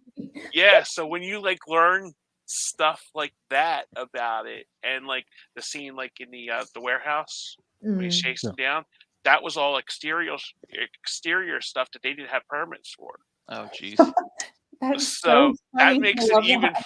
funnier, that they got away with all that stuff. Right. That's fantastic. No, I think that's hilarious. I will say, Yeah. we were talking about David Howard Thornton, right? And I feel like compared to the first Terrifier to 2, he just seems so much more comfortable in the role. Mhm. Not that he didn't in the first movie, but I just like the fact that he just like had his moments to like really be Art the Clown. Yeah. And then you mentioned like the runtime was like 2.5 hours. And I agree. I personally felt like, like there are moments where it's like, okay, this is a 2.5 hour movie, but I wasn't bored. No. Like the dream sequence, like getting to know, oh, I forgot her name, but like the main character with like the angel wings. Oh, yeah. Mm. I remember Lauren Lavera was the actress. I can't Yeah, remember let the me look character. that up. Right. 'Cause that's going to bother me now. Yeah. Do you get like that where you have to like look something up because I it'll know. bother you all I night? have my phone up. I was like, what is that? Yeah. Sienna. Sienna. Good Okay. job, Sean. We got that whole like scene where she was at the club with her friend and stuff, and I felt like that Mhm. wasn't wasted time because we got a bit Mhm. of like character development, and then it also gave us like some pan away of like the mom like thinking that it was the son that was messing around with her, and then it ended up being Art in the car, and just like there were so many things going on that not one moment did I feel like that movie was wasted. Mm-mm. So sure, you could say that the movie was a little bit longer, but I feel like the only part that I would say that is a little bit like it dragged on was when Sienna like thought she was dead and then she wasn't dead, and then there was the whole like resurgence. Oh, towards the end there. Yeah. I Yeah. feel like that was the only part where it was like, okay, we could like move this on a little bit faster, but I feel like Yeah. the movie was really good. Yeah. And I was never bored at one point. And again, like I felt like David like really like was feeling himself as Art. Yeah. Yeah. We just were really getting all of like those great practical effects and like that bedroom scene. Like, Oh. are you in? That's insane. What the heck was that? That was so great. And then at the very end where he's just kind of like, ha ha ha ha. Like, she's kind of dead but alive. Oh no! Like, that was so fun. So yeah. Not to go on a tangent about Terrifier, but yeah, I definitely agree that the more original, like newer kind of movies, like definitely have a great traction compared to like the older franchises, like the bigger names, you know, like Halloween Kills, Halloween Ends, like it'll get people in seats, but does it really like satisfy? Whereas like Terrifier 1 and 2, like the X Pearl movies that I mentioned, like they might, I would argue, satisfy horror fans a lot more than like the continuations. So that's my biggest argument, where it's like, if you want to make another slasher, you know, franchise, instead of piggybacking off of something from the 90s, why don't you just make your own? Like, so. Yeah, I saw Terrifier 2 is coming back to theaters. Really bad timing, November 1st. I know, right after Halloween. And then the new Pearl movie, Triple X, I think it's going to be called, is coming. When is it coming? I don't know. I just read about it the other day that it is being made. but yeah, Mia Goth will be back. So yes, very excited for that. I feel like that's been a long-awaited like announcement. Yeah, I just read about it yesterday. I think it was that they announced that there's going to be a third one. Triple X is I think the name of it. It's like Maxine with like Maxine. Yes, that's it. With 3 X's. That's it. Okay. That's the name. I'm sorry. But yeah, not at all zombie related, but appreciate you. Well, you've done what we always do on here. We start talking about something, then we go way it just off drifts. The beaten path. And that's our format on here. So you're right at home. So I mean, we went last week, Lauren. We went from Ray Harryhausen to Chris Rock in just like literally 2 minutes. Lightning fast. So I'm glad I'm on theme then. So yeah. Oh yeah. This is the ADD podcast, basically. Nice. So if you go anywhere, we'll just follow you. Oh, cool. Yeah, I appreciate you letting me go on my little like remake and all that. I feel like I'm very passionate about that. So. Oh no, you're educating us, because there's a lot of us that don't know. That's why I had you on. You're very passionate about horror movies. Yes. Yes. Did anybody pick up this Scream Factory version? This is the new Dawn of the Dead. Do you have that exact copy? Yeah. I just like that slipcover. It's cool. Isn't it pretty? Yeah. That it's a specific design too. Are you guys on Letterboxd by chance? Mm-hmm. Yes, I am. Yeah. You know how if you kind of if you're like a Patreon or something, you can change posters like on there. So I changed the poster on there for that, because I really love that specific like artwork where it's like they're all climbing over onto the minivan, right? Yeah. That's cool. So, like, yeah. So, and there's the original one is like kind of gold and orange, but the one that you just showed is like the green and blue. I don't know. It just adds an extra zombie effect to me. Hey, can you guys hear me? Yep. Yes. Yeah, we got you, Mike. Cool. All right, cool. Awesome. Had some earbud problems, so. Oh, okay. I'm all good now. Yeah, you actually sound better like that. The earbuds kind of give you a muffled sound. Yeah, it's kind of spotty. Yeah. I know they're convenient. Yeah. All right, cool.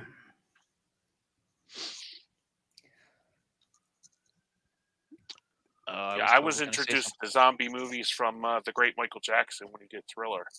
So that was my first foray into zombie horror. That's so funny. You're not the first person that told me that too. Is that right? It's like the Thriller in the music video. Like, yeah, that's it. So funny though. Yeah, thanks, Kenny, for you kind of walked into kind of a question I was going to ask. Oh, okay. Look at that. See can that? You remember? Yes. Good timing. What do you remember being your first zombie movie, or maybe first horror movie or zombie movie? Either one. Me? Yeah. Yes. Oh, well, I already kind of gave my bit of context for when I was kind of younger, which was like zombies, like they move slow, like that's not a big deal to me. Okay. But I think that my very first interaction with zombies were, I think I watched Night of the Living Dead, like the black and white, like classic, when I was like maybe a year after I watched Jaws, which I count as like my first like horror movie.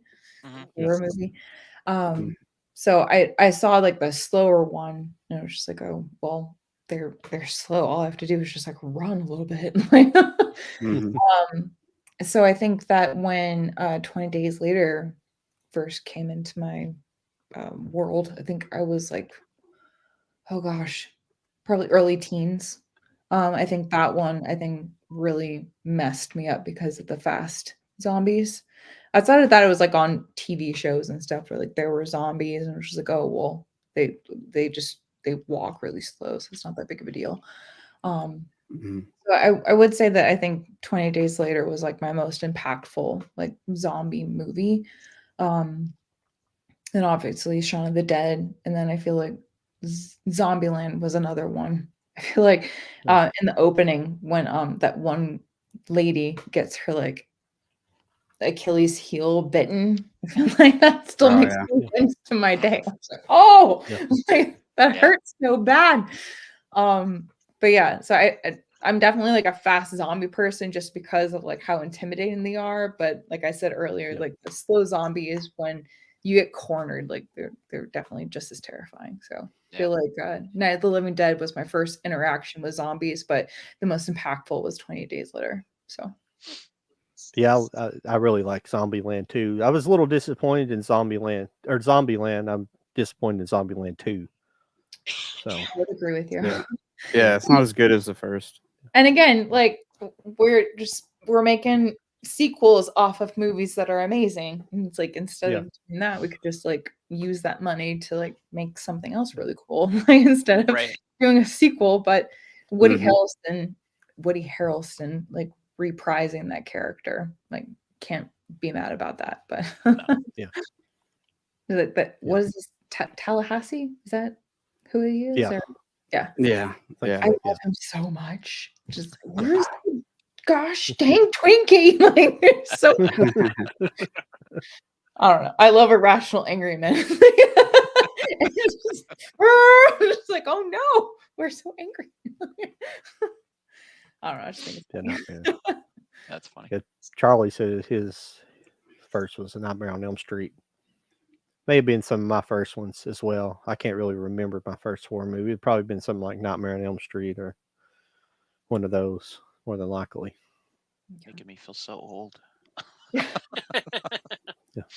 think it's funny that I can say that Jaws is my favorite, like, or my first horror movie, because obviously, you know, I consider it like a creature feature kind of like horror movie. I know a lot of people don't. But you know, I think that, you know, getting eaten alive by a shark is kind of scary. So I would consider it that. But yeah, I guess Steve's right. I'm sorry. I'm sorry. Just thinking out loud. Now, I guess Plan 9 kind of is a zombie movie. It's sort of got some zombies in it. Yeah. Yeah, absolutely. Yeah. I didn't even think about that. Was pulling movies, but yeah, it definitely is. I recently watched it too. So the great Ed Wood. Yeah. Sorry, Lauren. I interrupted you. Oh, no, fine. I thought the prompt was like a first horror movies in general. So I was just saying that, like Jaws, I consider to be my first horror movie. I remember my mom introducing it to me when I was about 6, and then after that, I got hooked with like the adrenaline of like getting scared kind of thing. I remember my mom didn't, outside of Jaws, she didn't like me like watching actual proper scary movies. So I had to like watch them during sleepovers with friends. Oh, really? Yeah, I had to sneak them. So I watched The Ring with my friend Victoria. It's like whole stories about that. And then I remember my friend Abby introduced me to the full like Alien franchise, like Aliens, like all of that. We just did a binge. and then my friend Elena also introduced me to Blair Witch Project, and she shared in the whole like, oh, like this came out like back before like the internet, and like everyone thought this was real, and I was like, what?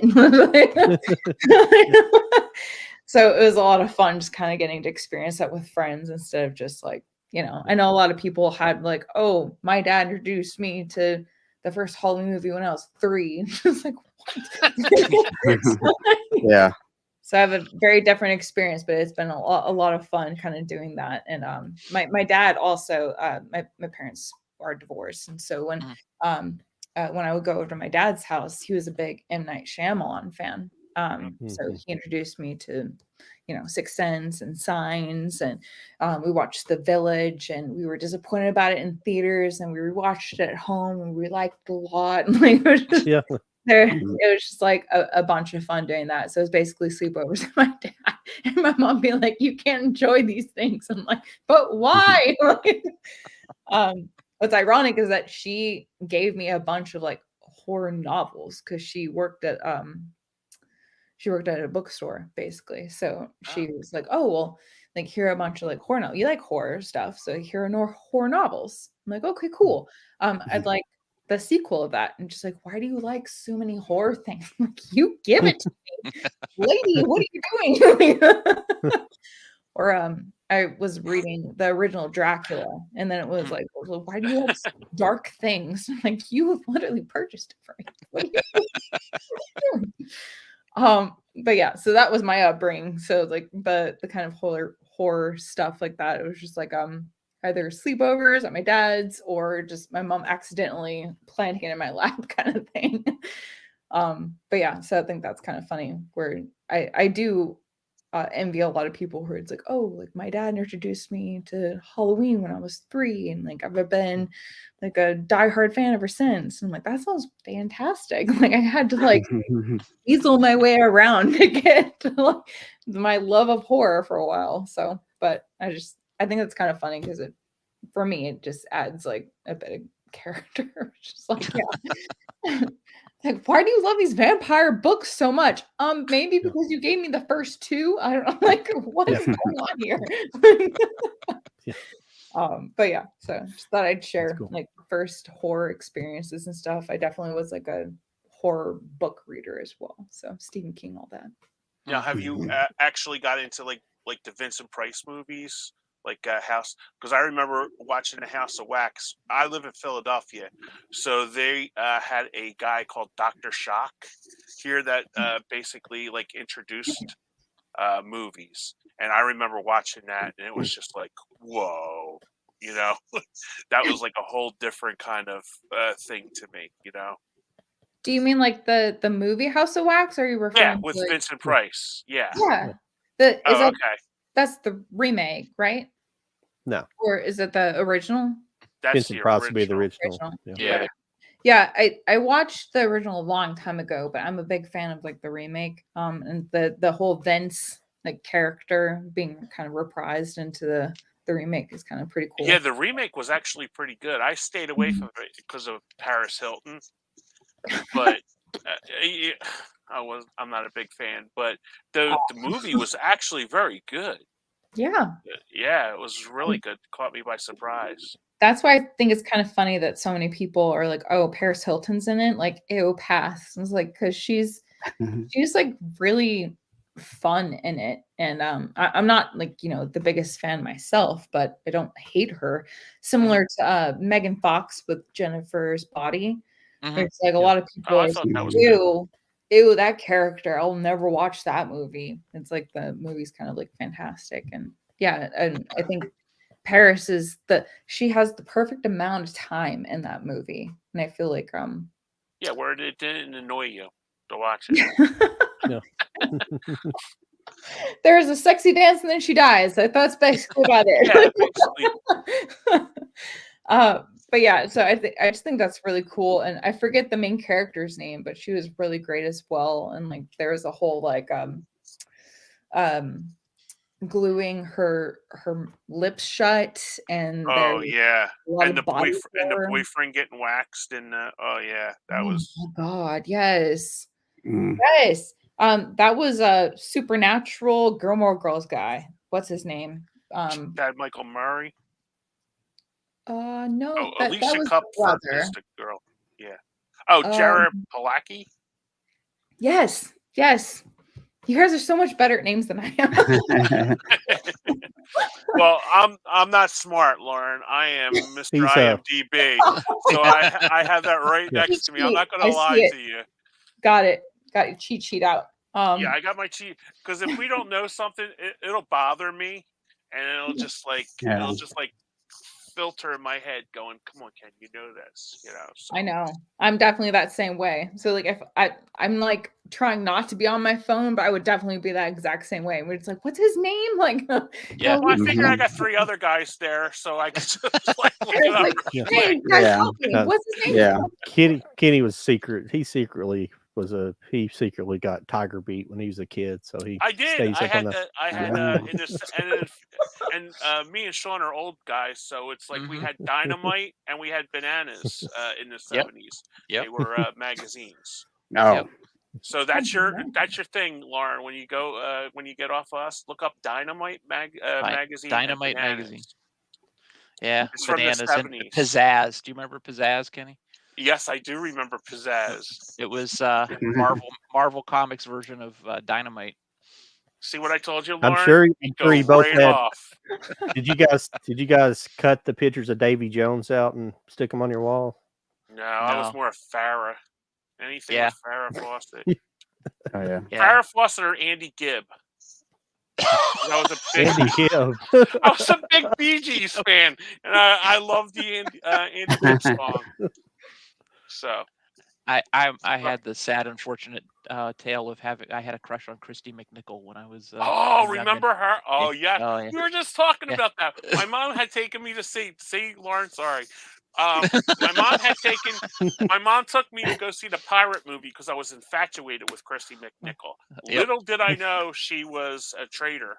You know, she enjoyed the other side. But man, the pirate movie and when she was on Family, absolutely fantastic. Yep. What made her a traitor? I'm curious. She's gay. Oh. Yeah. Oh no. So yeah, she wouldn't like me, you know. Yeah. It would be like more like high five, Ken. You know. Yeah.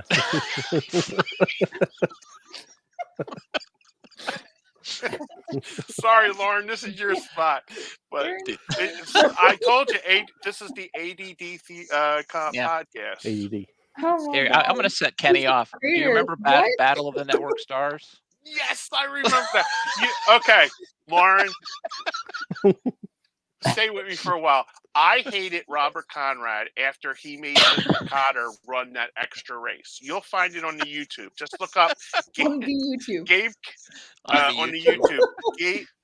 Gabe Kaplan versus Robert Conrad.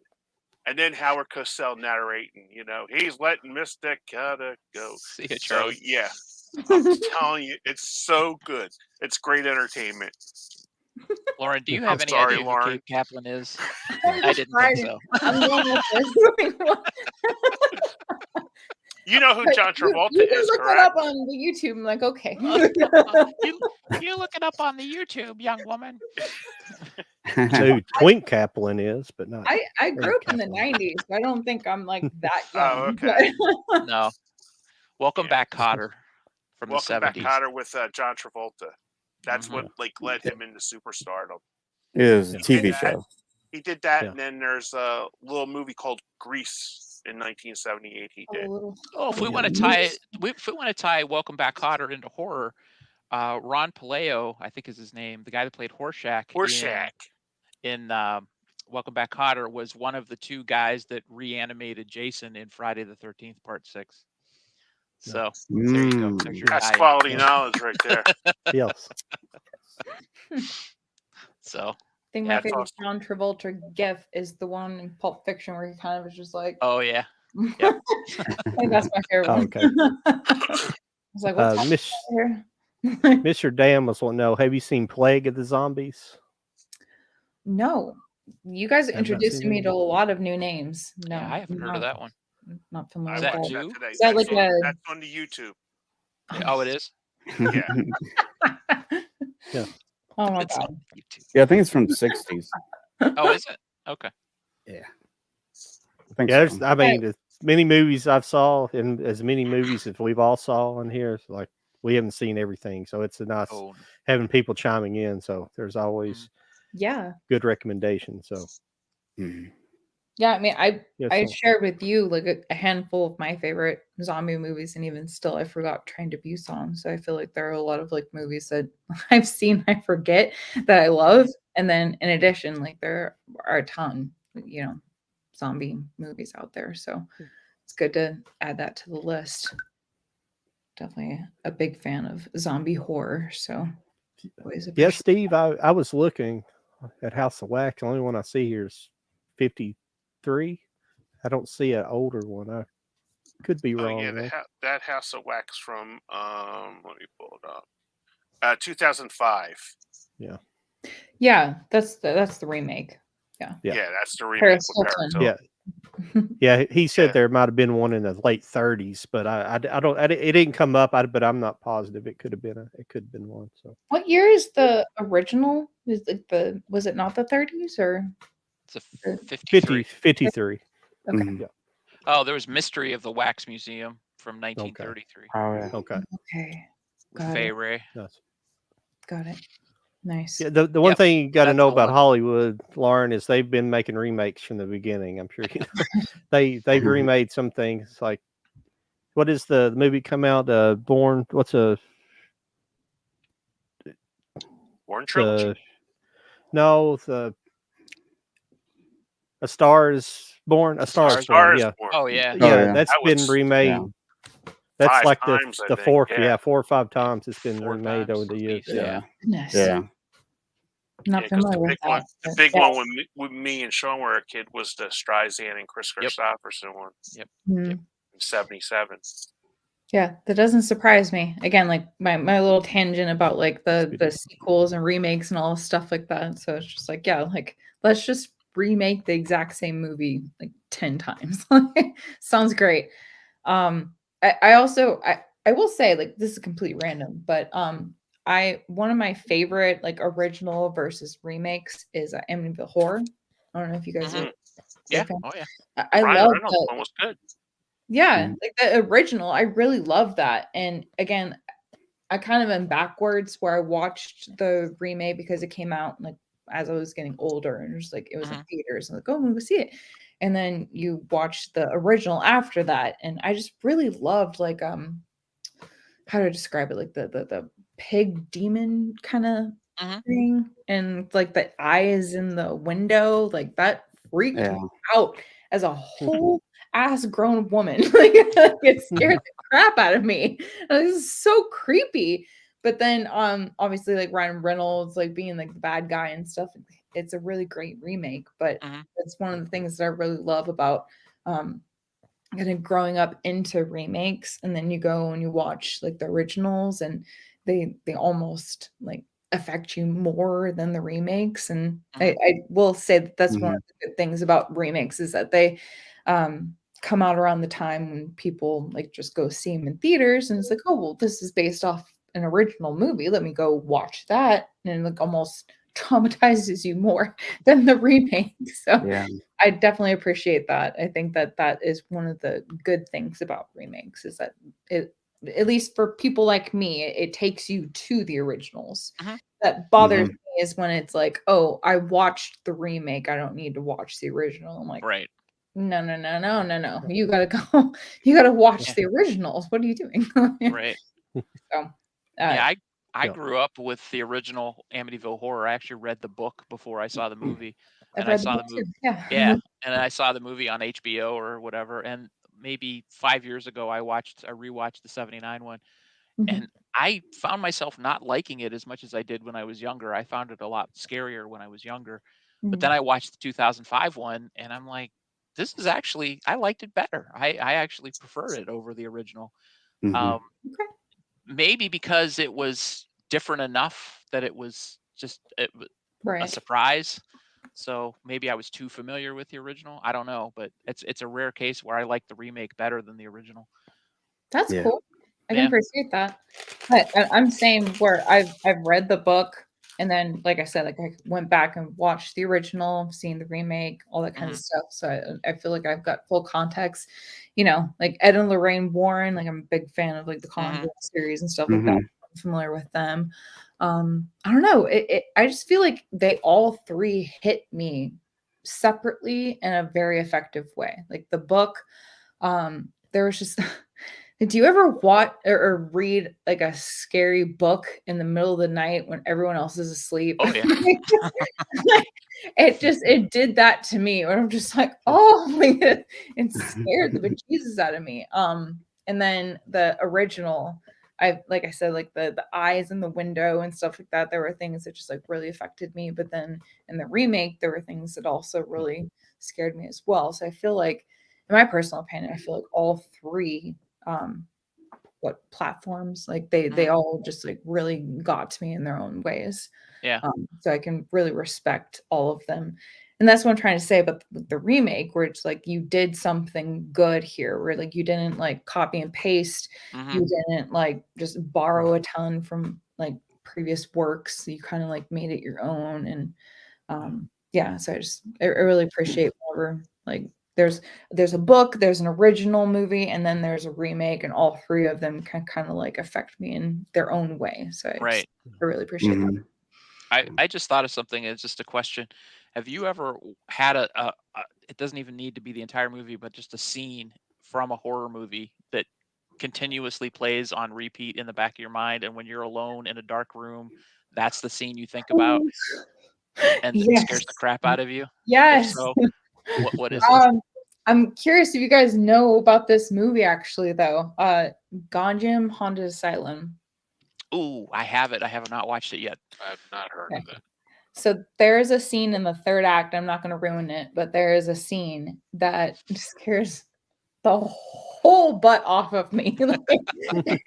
Oh my God. There's actually two actually, but there's one that I don't want to ruin it because it sounds like you guys haven't seen the movie. But definitely go like watch that movie. It is so good. And that's one of the few movies that like every single time the lights are off and I need to like at some point turn them on because I can't do it. So yeah, so I definitely recommend Gonjam Haunted Asylum. The third act is, in my opinion, very scary. Kenny, you might have a copy of that. It was at Dollar Tree. It was on a 5-pack. Okay. Yeah. Yeah. Did you forget? Yeah, I am the Dollar Tree king, Lauren. It was in a 5-pack with Train to Busan actually, and you do have that one, the 5-pack, right? That, with the 5 separate discs. Yeah, Dead Snow 2 is on it. I got that. You have it. Yes, so I will have to dig that out. It's very good. And I know not everyone is a huge like found footage person, but I really enjoy it. It's one of those kind of movies where it starts off really slow, where it's like you get to know the characters. It's just, you know, bunch of characters kind of partying, like, oh, we're gonna go like do ghosty stuff. So like they do a bunch of shots and it's just a bunch of like lightheartedness, and then they go to like a spooky location, and then the spookiness like slowly escalates to the point where, like I said, like the third act is like the scariest part of the movie for me. And it's just, I don't know, like I think it's kind of interesting because I'm not like oh, do you believe in ghosts? Like, yeah, 100%. But it's like, I'm also not no, they don't exist at all. Like, I'm not going to tempt fate. So it's like, do you want to touch a Ouija board? I'm like, no, are you stupid? Like, it's that same kind of mentality where it's just like, oh, do you want to go into a haunted asylum? Like, no, why would I do that? So it's that same kind of concept where it's like, hey, let's go like antagonize ghosts in a haunted asylum. No. So just watching vicariously, like holding myself completely back from the screen, like this sounds terrible. And then you ever watch those urban explorers on YouTube or anything where they go into old mental institutions and things like that? Yeah. See, what's scary, it's like the movies obviously like make them actually real, whereas the occasional is like, oh, it's not a ghost, it's not a ghost, but it's like, but and the movie is like it is an actual ghost, and so at towards the end of the movie, the whole goal is to get to the 3rd floor of this haunted asylum that is like the most haunted room, and so it's also like, you know, doored shut, so they have to like use a wrench and stuff to get into it. So their whole like goal up to the 3rd floor already has spooky moments, but then they actually get to that room, and then, you know, stuff happens, and so like, stuff happens. They're just like, oh my god! Like at that point, if I've experienced like these last 5 like kind of haunted, spooky encounters, I'm out of here 5,000. What are we doing? Like, there's no way I would go into the most haunted room of this entire establishment. What are we doing? So, anyway, so I have to definitely recommend that movie. I think that's like one of the spookiest movies that I've ever seen. Like I said, I have to turn the lights back on at a certain point. I'm like, I can't do this. It's freaky as hell. So awesome. I will definitely check it out. Yeah. Yeah, I was thinking I have that. It's not that it's a super scary movie, but if I mention it, I don't think I'm giving anything away. But the birthday scene in Signs. Do you guys know what I'm talking about? Yeah. Yeah. I used to live in an old house by myself, and when I would turn the lights off and go upstairs to go to bed, I would run up the stairs every single time, and I would think of that stupid scene every single time. Just I don't know why. I love that you bring that up, because I mentioned earlier that my dad and I were big M. Night Shyamalan fans when I was growing up. So we watched Signs a bunch. My sister could not get through that one scene where like the fingers go underneath. Oh yeah. The door. So like, we had to rewatch that scene, I feel like a million times. So like that was the most memorable scene for me, because like I've seen it so many times, but that and the like, you know, the 3rd act with like the like against the nose, you know. Yeah. The 3rd act, anyway. Yeah. I feel like those were the most memorable for me, but that walk by was absolutely startling. Yeah. It also just even the scene where one of them was like on a roof and it was just like a black figure. That alone was just like yeah. So yeah. Just I saw that in the theater, and I will never forget that for as long as I live. Yeah. It was. Have you ever seen Fire in the Sky? Yeah. Fire. Oh yeah, Alien movie. Fire. Yeah. Fire in the Sky. It's called Fire in the Sky. It's supposedly based on a true story or something. Sorry, I'm not saying it in my native tongue. Fire in the Sky. I don't know if you've seen that actually. So yeah, it's from 93, I think. 93. Okay.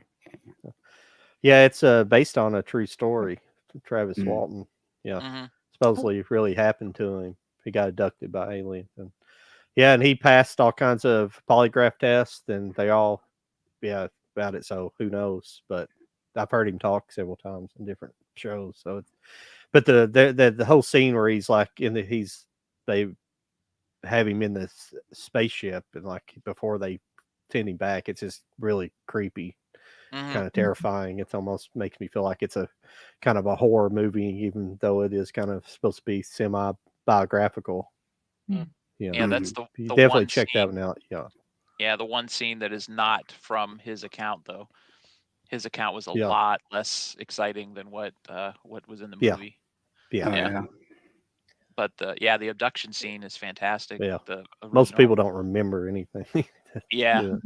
His was just, I think it was like a couple of human-looking guys showing him maps of the stars and stuff. It wasn't anything like what was in the actual movie, but the scene in the movie is terrifying. Yeah. Got it. Yeah, I don't believe I recognize that title, so I'll definitely have to watch it. It come out in the 90s, I believe. I believe that's when it came out. Yeah. Yeah, I think it was 93, but yeah. Speaking of alien movies, have you guys by chance caught the No One Will Save You on Hulu? Not yet. Yes. You saw it, Kenny? Yes. That little girl did a great job in that movie. Didn't she? No dialogue, Sean. It's I just like know. all faces and the reaction. She literally says Fantastic. one line. Yeah. Okay. That was at towards the end, right? It was like right at the beginning of the third act. So yeah. Yeah. absolutely. I'm familiar with the actress because she was in Booksmart and a couple of other things, but it's on my She's radar. amazing. I definitely want to watch it. But Yeah, she's a great actress. it's a really good watch. Yeah, it's really good. It like dives you straight into the character's like lifestyle. There's like a conflict that you get to kind of understand later on, but she has like her own little utopia in her home, and she's like is dancing and stuff. And what I really love about the movie is that the aliens come in like night one, like not even 30 minutes into the movie, so you're like in it. And so like I remember watching the movie, and then they come in, and it's like 15 minutes in, and I'm just like, how do I have 45 more minutes in this movie? Like, what is happening? Like, so it's very interesting, and like like one of those movies where it's like, what's gonna happen next? I have no idea. Like, let's see. So that was a lot of fun. I feel like there have been some criticisms, and like it's not a perfect movie. I'm not going to say it is, but I thought that it was a lot of fun, and like what you said, Kenny, like it just like basically zero dialogue, and that's one of the cool things about it. For me, I didn't even notice that. Like maybe an hour in, I was just like, oh, actually, they're not talking at all, because the main character who did Booksmart and stuff like that, I forget her name, but Caitlin Dever, I think. Yeah, she's absolutely incredible. Like, you don't even need her to say anything. Her face says it all. And so it's that and like alien, dialogue. So yeah, it's like when the first part in the first act, when she's like underneath the bed, and you could actually, I felt like that terror in her face. Yes. It was just like when she sees the feet, like from underneath the bed, and all of a sudden it just goes out the window. Or just it climbs on the bed. It just scared the hell out of me. Yeah. Or just, I mean, for me, like, women living alone and then seeing something that goes zoom past like the first floor window. I'm like, oh my God, like you're gonna go hide under the bed, like something's happening. And like she doesn't have pepper spray or like any kind of like self-defense stuff. So she's just like, all I have is to hide under the bed. And like that's just absolutely terrifying. So I can definitely like relate to her character in that sense where, you're just living in your own little utopia and all of a sudden something like that happens. And it's just like, what do I do? Like, and then, like I said, like, so that all happens with the first 15 minutes, maybe first 30 minutes happens. And then, the story progresses, and then you have a whole, like another hour and a half of stuff. And it's just like, well, what's going to happen next? Who's going to take me to this? And I do very much appreciate that, where it's like kind of just it lets you on this journey. It's not very predictable at all, in my opinion. No, it was very smartly done. Very smartly done. The other one that we were talking about was before we got you on, Spoonful of Sugar. It's on the Shudder right now. Oh, okay. That movie is fantastic. Yeah. I've yet to see it, unfortunately, but I have heard of it. So okay. I do know of it. So is there like a non-spoiler synopsis? Basically what happens, this teenage girl, she's like college age kind of. She goes to work for this couple that has like an autistic mute son. And basically there's like a jealousy between the mother and the daughter, because she feels like the daughter's not the daughter, the babysitter is basically taken over like the little boy, because the little boy will side with the girl rather than the mother. So what she's going under psychological because her family was murdered. I'll just put murdered up, okay? And she goes to a shrink. Well, the shrink is basically giving her like some kind of like drug, basically like the drops and stuff like that. So she basically puts it in like his food and stuff, and that way he starts to verbalize talking, and the doctors can't understand why he's starting to talk. And it's basically the medicine that she should be taking, she's giving him. Interesting. Very interesting movie. The whole third act just totally blows you away. And this girl is like crazy, like Fatal Attraction crazy. Like she's nuts. Like yeah, like she would take the little guy out for a picnic without the mother and stuff, and the mother would come back and it's like, where's like Larry or something? You know, he went out with the babysitter, and she like starts to fill the kid's mind with like, we're going to be together forever, you know, just you and me, you know, and he doesn't know any better because you know, but it's just nuts. It's really good. That's disturbing as hell. Yeah. That synopsis. What the?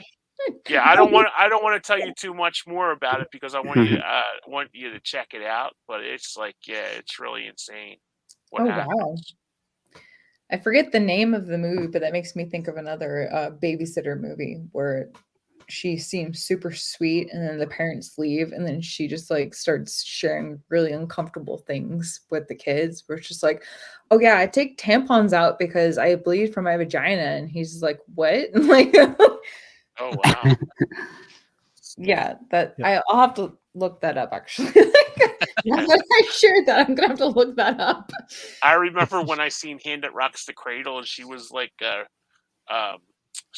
breastfeeding the kid and stuff, and I'm like, okay, this is just going like, wait, that movie made me so uncomfortable. I actually turned that off. You know, I never finished the end of that movie. It was just like really uncomfortable. That's funny. That movie 90s. played. Yeah, that movie played at my theater, and I did not see it. But I remember a lot of people getting freaked out by it. Yeah. But I never got a chance to see it. Yeah, I don't remember that scene. Oh yeah, where she's sitting in the chair and she's rocking because she's like rocking back and forth, and she just starts breastfeeding, and the mother walks in and she's like horrified. I'm like, whoa, what is this? Is Rebecca De Mornay in that? That's her. She played she played the psycho. Yeah. Yeah, and the guy from Police Academy 5, Matt McCoy. Oh yeah. Yeah, he's the father in that. Yeah, I'm telling you, that movie. I never got through it.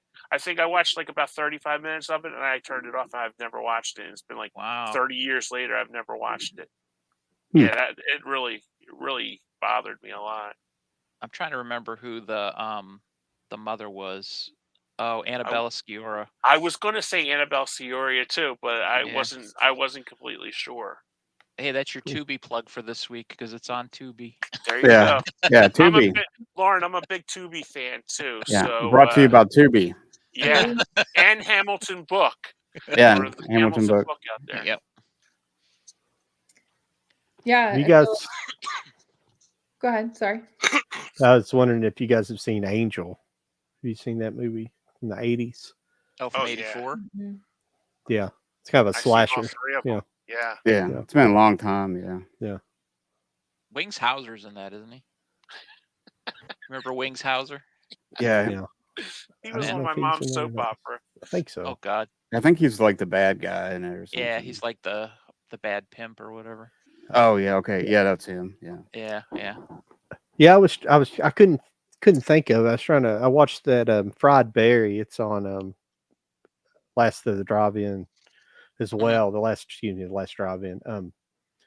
It's like a South African made it's kind of an alien kind of slasher movie, but a guy gets like Barry, the main character, is he's like a junkie, basically heroin addict, and he gets abducted by the aliens, and the alien inhabits his body and comes back to Earth. So he's walking around he's discovering everything for the first time, and it's just. And people just keep giving him more drugs, and like every woman he approaches him wants to have sex with him, so it's it's crazy, but it's made in South Africa, and like it's just him experiencing life on Earth for the first time, but he keeps getting given more drugs throughout the whole thing, and the guy's already like fried out of his mind anyways, so it's. Goodness. Yeah, there's and also like if he like he has sex with one woman, like a prostitute grabs him and takes him in, he has sex with her without a condom, and he goes inside her, and she immediately gets pregnant and goes through all terms of pregnancy and has the baby immediately. Like it's in the movie, Good gravy. within like 2 minutes. Yeah. Yeah, This is it's crazy. Yeah, it's on. Yeah, it premiered on last drive-in. All right. Oh, wow. Yeah, they premiered it. So yeah, it's on Shudder as well. Yeah. All right.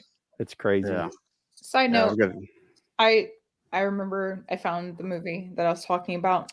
Oh, yeah. They're being creepy. The movie is named Emily. It is Emelie, Emily. It was on Shudder when I watched it. It looks like it's on Peacock right now, or Freevee, Tubi, rent on Prime, kind of thing. Yeah. Really not. But yeah, it's very strange, and she just gets more and more sinister as the movie goes on. It starts off with just being really strange. It's like, hey, yeah, I put tampons in my vagina because blood comes out, and the little boy's like, what? It's like, I don't understand. And then it just gets like more weird and weird and weird as that goes on. But like weird babysitters, I feel like that's another really good one to watch if you're in that subgenre. Completely random, but we're not only talking about zombie movies. So. That's all. Yeah. No, that's no problem. We've enjoyed having you here. Yeah. Yes. Yeah. Absolutely. Thank you very much for having me. There was a Asylum movie that I don't know if everybody's seen, but it's called Abraham Lincoln versus the Zombies. I've never seen that. Is that compared to the other one? Abraham Lincoln versus vampires. Abraham Lincoln Vampire Hunter. Vampire Hunter. Yeah, that's it. Yeah. I think it was in response to that movie, and it's not that great. It's pretty good. It's a silent movie, so it's fun, but it's silent. Not as well produced. Yeah, that's interesting.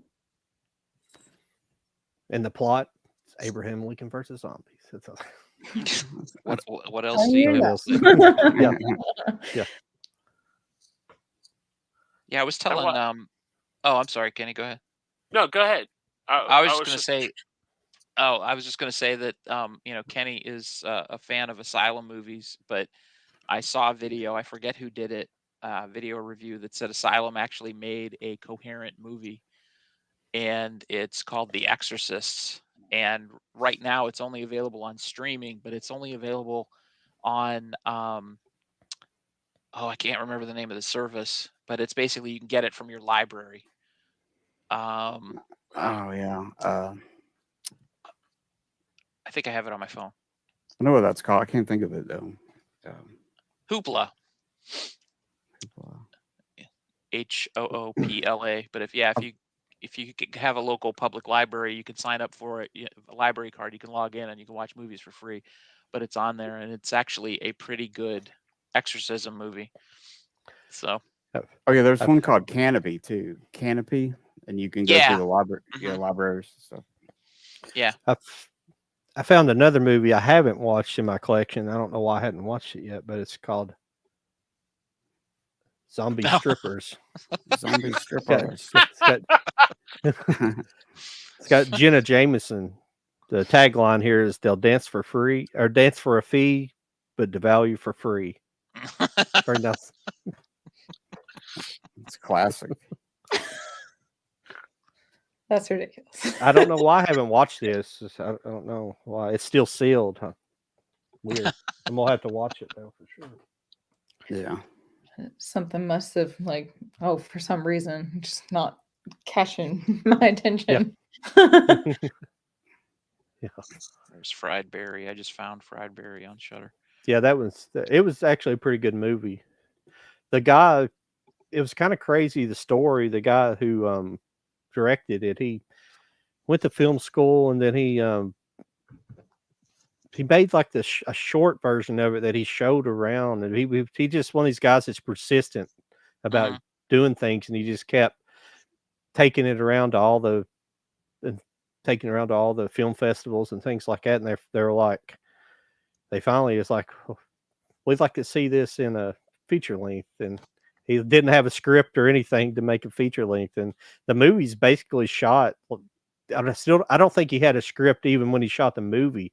They just they set up the scenes, and it was and he came up with the stuff on the spot. It's just it's crazy. It's really good though. It turned out really well. Is it better than Birdemic? Oh yes, it's not. Yes, yeah. Yeah, I didn't mention Birdemic 2, which has zombies in it. I didn't mention that one. No. Yeah. Oh yeah. Yeah.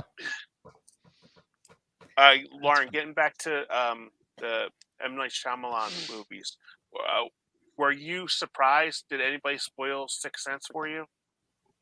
No, actually. No. Oh, good. Yeah, I think I was young enough where I wasn't subjected to a bunch of the spoilers, so I actually got to experience it the way it was intended to. So okay, good. Yeah. That's good. I mean, even when it came out, people were like, it was remarkable how many people were like really hush hush because they wanted you to see this movie, Yeah. and not experience like the spoilers, Yeah. But it was because I actually had to watch that like about 2 or 3 times just to catch on, and just like the little Easter eggs with it, that he wasn't like really looking at him at certain points when he was talking to him, and like even like the reflection in the mirror, there was no reflection. Yeah. And it was just like, it's just like really was brilliantly done. I completely agree. And I think I was just like a preteen when I first watched it. So I was like just watching the movie to watch it. It wasn't like looking for spots and stuff. But I completely agree. Where it's just like all the way from the very beginning of what's his face, like shooting him, you think that he survived and stuff like that. Yeah. Dramatic and then that whole scene where like when you figure out like he's with his wife and like she's sleeping and like there's that whole scene and it was so effective. And I think that again, like that was my first M. Night Shyamalan experience, and like the whole Shyamalan twist like was super effective to me ever since because of that. And even if it's not the best one, it's still a twist, and like he just is known for that, and I love him so much for it. So yeah, like I really really loved that. And you're right, like he doesn't look directly at him in certain times, and like there are things where like when you go back and rewatch it, like there are little bits or it's like, oh my god, he didn't do this, or oh he did that. And I also really appreciate I'm terrible with names. The boy who Kelly was Joe Osment. Thank you. Yes. So he saw like the little girl that was like vomiting and stuff. Yes. Like that whole side story like really messed me up. And it's the whole like evil stepmom thing that like really got to me, and like the way that he was able to like make that known and stuff. Like, and not only is it just the Bruce like reveal, but also that, and like just I know this is Even completely random, but I think of like Odd Thomas a little bit. I don't know if you guys have seen Odd Thomas. Yeah. Yeah. But it's like that little like you help a ghost get understood and then they can let Yeah. go. Like I love that aspect of like ghost stories. So that was one of the first introductions of that kind of like story that I really love with M. Night Shyamalan. So it's like, oh well, like I'm hurting and I have this box and I want you to see the box and then it can explain what's happened and then I can pass on. Like I really like that about like ghost stories. It's one of my favorite things about ghost stories. So I think that's one of the reasons why I really like that movie so much. But yeah, like the big reveal definitely did not I almost feel like SNL or something, like someone like revealed it to me, but it just didn't register. So when I watched the movie, it was still fresh to my mind. But yeah, so it just I was completely new to it and I was completely flabbergasted when it first happened. If you like ghost stories, have you seen The Changeling with George C. Scott? Oh, I love The Changeling. Yes. Okay. George C. Scott is one of my favorite like older actors. I really, really love him. So when I found out that he was in a ghost story, I was like, give it to me right now. Because so I was so excited. I've seen Firestarter, I've seen, like all of his other things. So like when I figured out that he was in like a ghost story, I was super excited. The whole scene where the ball bounces down to his feet, Yep. he like throws himself back. I love it so much. So yeah, I love George C. Scott. So yeah, I was very, very excited when that's another one that I just found like maybe like 3 years ago. But I watched it and I have like the what is it? I think it's the secondhand like collector edition of it. Yeah, so I own that and I love it so much. Yeah, it's a great one. Yeah. Stan. Yeah, you're right, Dan. Yep. I think as a kid, a movie that kind of creeped me out a little bit, it was The Phantasm. The way it's made is really creepy. I really enjoy that movie. Like the tall man and everything like that. Yeah. I like the whole series. I think the way Phantasm was made, because it was made so low budget and it was made so scattershot, that it just gives the whole movie this weird, like almost dreamlike atmosphere that you can't tell what's real and what's not. And so that helps the fact that some of the effects, like that fly in the sink and all that stuff, it looks sort of really fake, but then it still creeps you out because it doesn't look right. It just looks twisted and weird. And and the what is it, the ball, that thing, that's one of the most memorable, iconic horror images that I could ever think of as a kid. That and Dawn of the Dead came out at roughly the same time when I was a kid. I was like in 6th grade, and those are the movies we always talked about, like we wanted to sneak in and see because we were too young to see them. But yeah, Phantasm is awesome. Yes. I think it's one of the reasons why I love practical effects over CGI, because it makes it doesn't look real, but also it looks real enough that it makes you super uncomfortable. Whereas with CGI, like it's very obvious that it's not real. Right. Like, one of my favorite movies of all time is The Thing. So like all of those practical effects, like they your brain says those aren't real, and it's like, but it looks real, and it's like uncomfy, and just like it does something to your brain. Personally, for me, it does something where it's just like practical effects like make you feel uncomfy way more than CGI. CGI, it's just like, yeah, well, that's fake. Where like The Faculty. Like if you remember that movie, it's just like The Faculty, there's like some alien scenes where it's just like it's all CGI. I'm like, well, that's CGI. But like for The Thing, it's just like, ooh wee, that it's uncomfy and like that doesn't feel Yeah. good. Yeah. Yeah. So I definitely can appreciate that because I feel like practical effects like are so much more impactful than CGI or like even just like half CGI. Like just do all practical effects, kind of like John Carpenter used to do. Like, Right. and it's very effective. Yeah. That's what I used to love when I was younger. I'd try and figure out how they do that, you know, and you'd Yeah. get old Fangoria magazines and you'd see all the behind the scenes shots of, you know, all the molds they'd make of actors and actresses' heads and all the different ways they'd pump the blood in and whatever. But you know, I try to figure it out on a practical level, like how did they do it, but also the fact that it looked real enough that you got the idea of it and it scared you because you couldn't figure out how it wasn't real. But now, like if you see something, you just go, "Oh, a computer did it." Yeah. Yeah. We take it for granted. Right. There was a level of like, okay, so this isn't real, but also there's a lot of it that is real. So like, how are they doing it? And it's making me uncomfy trying to think about how they're Exactly. making it. Yeah. Yeah. And I think there's a lot more realism. Like if you're, I won't even pick a movie specifically, but if you're in a horror movie setting, you know, and you're an actor and actress on that set and a head blows up and the stuff sprays everywhere, your reaction is going to be a lot more realistic than, you know, now pretend this golf ball is your eyeball, you It know. explodes and you're just like, oh no. Right. Yeah. I have a prime example of that, Sean. Scanners. Yes.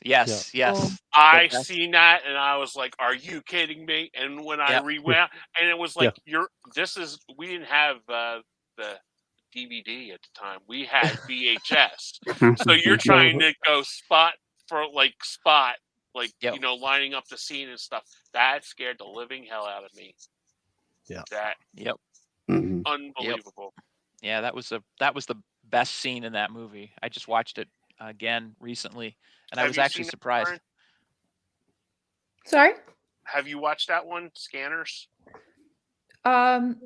I've heard of it. I have not seen it. Highly recommend. No, I highly recommend it. It will scare the living heck out of you. Seriously. It's a good one. Yeah. It's effective. Yeah. I liked it less the second time I watched it, but it's still effective. It's still creepy. Yeah. Oh, it gets your effect down, you know, and the story is good too.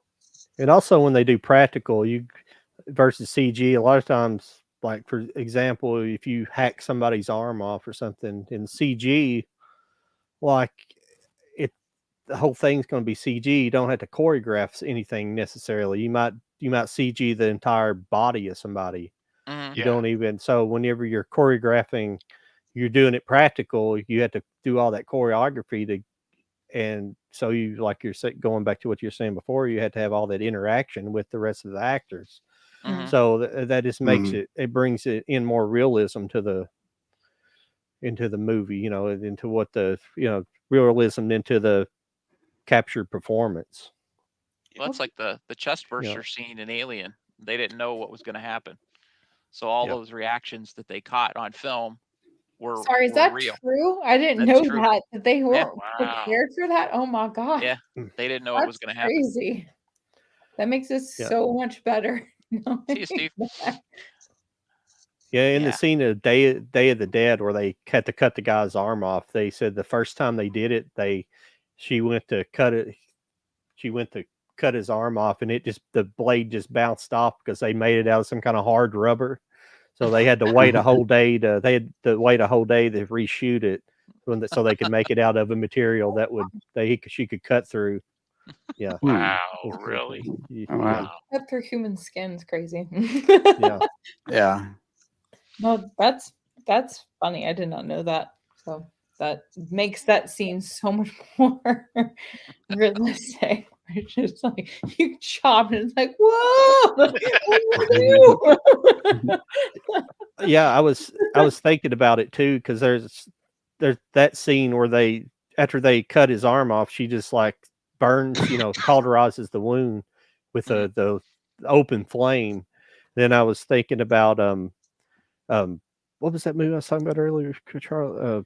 Cannibal Holocaust, where they had to cut a guy's leg off. They they have to, I think, leg or arm, but they do the same thing, but they just have a hot blade, and it's less effective to do it, and the guy ended up dying. But I don't know if you've seen Cannibal Holocaust or not, Lauren. No, That's a pretty crazy yet. one. Yeah, That's on it's if you have the Shutter, it's on there too. yeah. Yeah. I've only seen one of them. There's a bunch of them. It's an Italian made horror movie. So Yeah, I believe that there are a lot that I haven't seen yet. I, obviously have a lot of favorites, but I'm always open to. Well, don't feel bad. You've seen a lot more horror than I've seen horror. I've seen a lot of other. I watch a lot of other things, but you've seen a lot more horror than I've seen. But I try to watch them every now and then. We all have our specialties. Yeah. I'm one of the people. Somebody posted on X today that, like, these certain people, they just watch horror movies during October. I'm one of those people. So you guys, I'm on the assholes. Are you familiar with that meme where it's like the vampires, what is it? The Twilight vampires that kind of like hold themselves up like this. It's like the people that watch horror movies only in October, and the ones that watch them all year, and you're just like, yeah, that's the one I've seen. That's what I think. Yeah. It's just like that's part of the challenge, though, too, right? Where it's like I watch them all year round, so it's like October, like what makes them different? Like I'm having to like hold off certain movies to watch specifically for this month. Otherwise, it's like, how is it different than any other month? Yeah. I'm trying to do my best. So, and then in addition, it's like, there's some movies that I only watch like during the last 2 weeks of October. So it's like, what do I watch early on? It's a whole thing. Do you save the favorites for the last 2 weeks, or do you save those for ones you haven't seen? The like themed ones, like Trick or Treat, Night Before Christmas, like movies like that were like that are like proper themed. Hell House LLC, we're trying to like keep like October like in the last 2 months, but the other ones, like I just recently rewatched The Descent, which isn't October themed at all, but it also is kind of fall, autumn. So I am trying to kind of like do that, but I also am very much like The Cultivator, where it's just like, no, that has to be like right around October, like right around Halloween. And then I'm the worst, where it's like I wait, and then it's like, oh my god, it's like 4 days until Halloween. We gotta watch all these. I am definitely the worst when it comes to that. Where it's just like I hoard them, and then I wait too long, and then I have to like. So that's me, but Now, do you get into the Universal like classic horror movies like Dracula, Frankenstein, Wolfman, Mummy? Oh yeah, I have a whole I have my whole little like here, let me just grab that for you. Okay.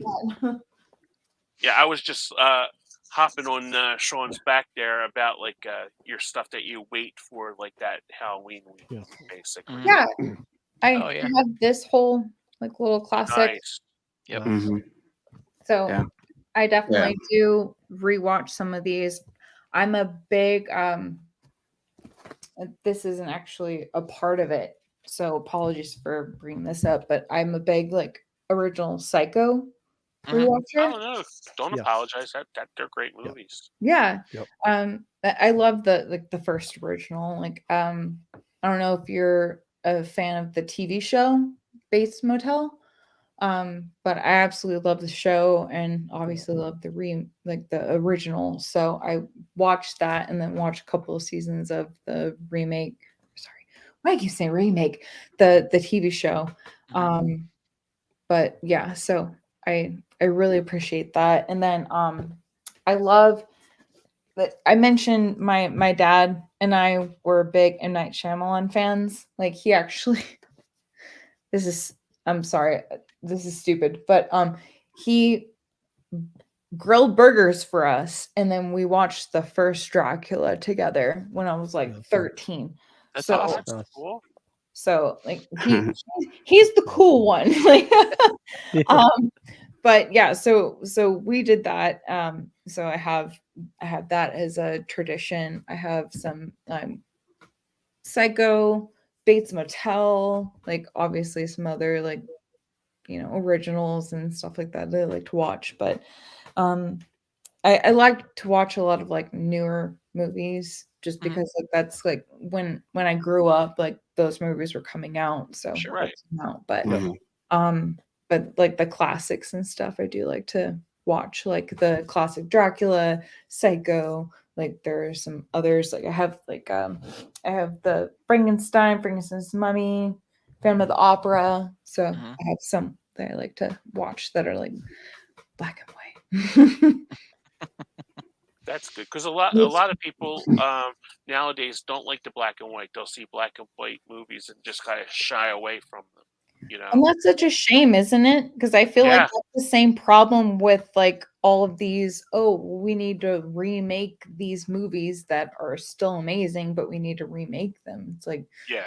how about you just revert them back to the 90s movie that was amazing? Like, I Right. feel like that's a problem. It's like we need to tell people go back and watch these older movies because they're fantastic. We don't need to remake them. They're just amazing on their own. And yeah, that's again another personal opinion, but it bugs the bejesus out of me. We're just No, like, you're right because I've told this to the guys before.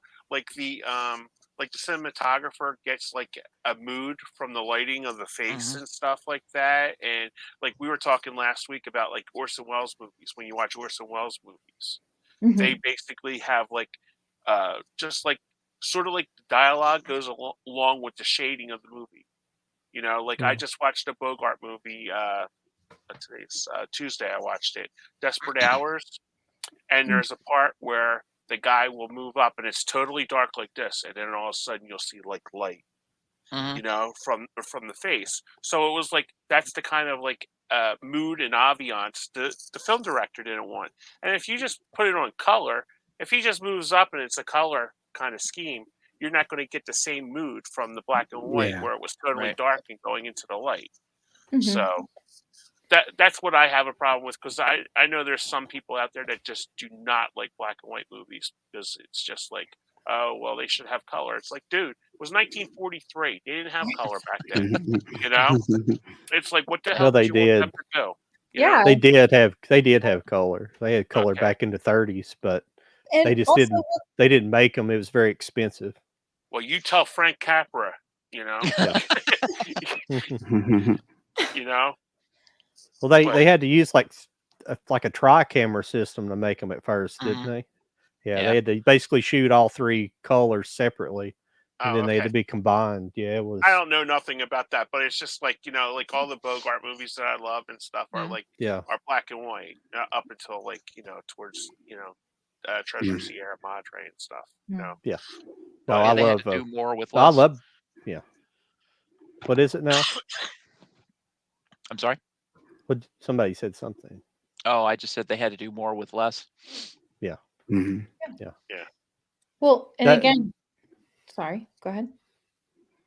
no, I keep stepping on toes. That I was just gonna say that's why the shadows and stuff like that stuck out so much in the black and white, just because you're going to see them more. For sure. yeah. A lot of people attribute that with film noir, but it came from like the gangster movies and stuff that's why the French coined film noir for those type of movies. They were talking about the American gangster movies is what they were talking about when they talked about film noir. So that genre was kind of born out of that. And Mhm. but I don't attribute just the aesthetic of film noir to being film noir. It's part of it, but that was seen in just about every black and white movie. That the director of photography was conscious about when they wanted to see it, but essentially they wanted a spooky, kind of look to the movie. They Mhm. would put shadowing things like that in. But We'll go off on that tangent a little bit. Now, do you think today that they'll actually, like a filmmaker, say M. Night Shyamalan comes out and says, I want to do a black and white movie. Do you think that the people would go to see that? What about The Lighthouse, though? Wasn't that? Oh, that was good. Yeah, that's good. Yeah. Yeah, that was good. Yeah. Perfect example. Yeah. If the right filmmaker wants to make it black and white, they'll let him do it. Yeah. I don't think that they're stopping it. I just don't think that. What I was going to say about like the older movies that were black and white, I feel like they also lent more on,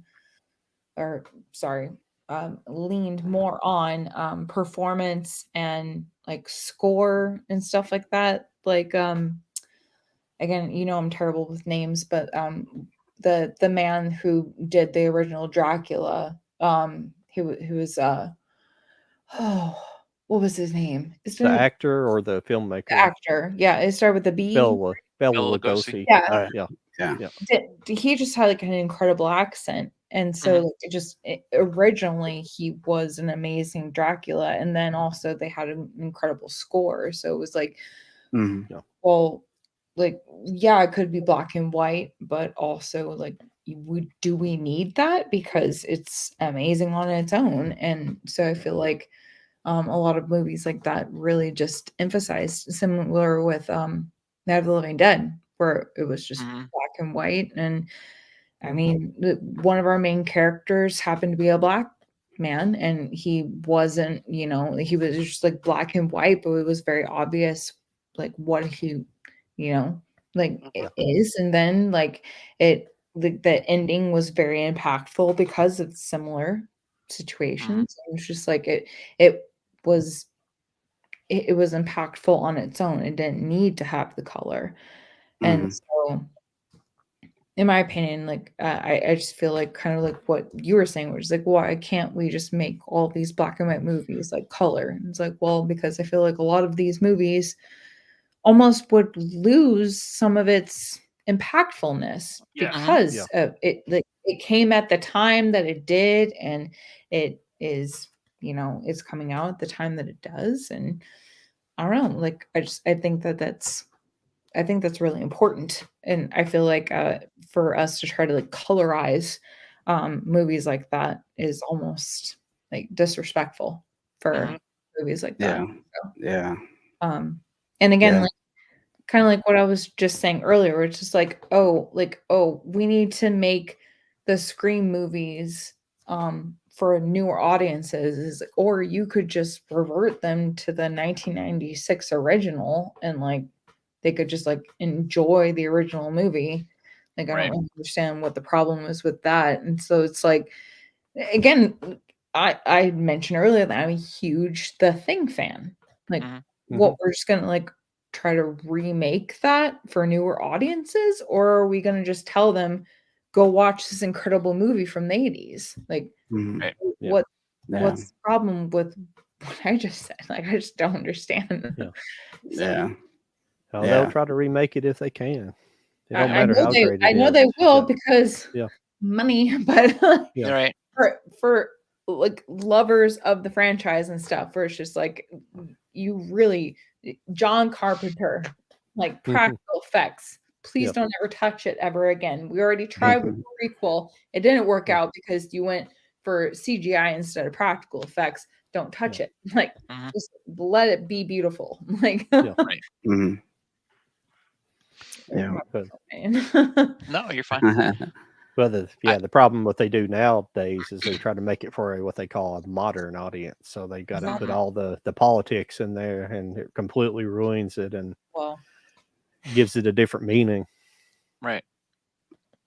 Yeah. You were Lauren, you were talking about the original Bela Lugosi Dracula. On that set that you have, I have the same set. There's the Spanish Dracula that was shot at the same time using the same sets with different actors. Have you seen that? I haven't seen that one. Actually. Okay. I'm sorry. I've heard, I have not seen it yet either, but I've heard it's actually a better version of the Dracula story. Really? It's actually, some critics prefer the Spanish version to the original. So I'm definitely going to check it out. May I ask, was it made first or? No, they were made simultaneously, but it was made Oh. for the Spanish audience, but it was made in the same sets, just with different actors. See, I think that's kind of interesting because the newer movie, The Last Voyage of the Demeter, I think that was made off was of like good. one of the chapters of the classic Dracula book. And yeah, so I think that's kind of interesting that they were kind of like made simultaneously, because I feel like they could emulate a lot of like Dracula, like in its own essence, in their own way. So I think that's kind of interesting. So isn't the classic Dracula that's British? Am I right? The Am I original wrong? Bela Lugosi? The the original story. Yeah, Yeah. Bram Stoker. Yeah. Yeah, Bram yeah, Stoker, I believe he was British, right? So Yeah, I think so. So I just think that's interesting that like almost like the Spanish edition maybe like portrayed it a little bit better, or, so I think that's interesting. Yes. Yeah. Raging Bull is good in black and white, Mr. Dan. yeah. Oh, cool. Okay. Cool. Yeah, I believe they had a different director too, so it's another director's interpretation of the same story with the same sets. So they were shot like back to back or at the same time. I don't know exactly how it was set up, but it would be interesting to watch them back to back and just see what the differences are and see how it changes, through the eyes of two different directors with two different sets of people. I think that would be really cool. Yeah, I think I'm going to watch that tonight. Okay, cool. Yeah, I will. Yeah, I need to check it out as well. Yeah. I think I've seen it once, but it's been a long time since I've seen it. Yeah. I watched the original Dracula not too long ago, but I have never seen the Spanish one. Never neither. That's cool. It's pretty cool. Yeah, I think that's one of my favorite things about Dracula and just vampires in general. Like I mentioned that obviously I'm a fan of like the original, like the remake, the Bram Stoker, the God, terrible names, goddamn. What's his face? Mary Shelley. You talking about Frankenstein? No, Mary Shelley? it was the remake. It was Sirius Black.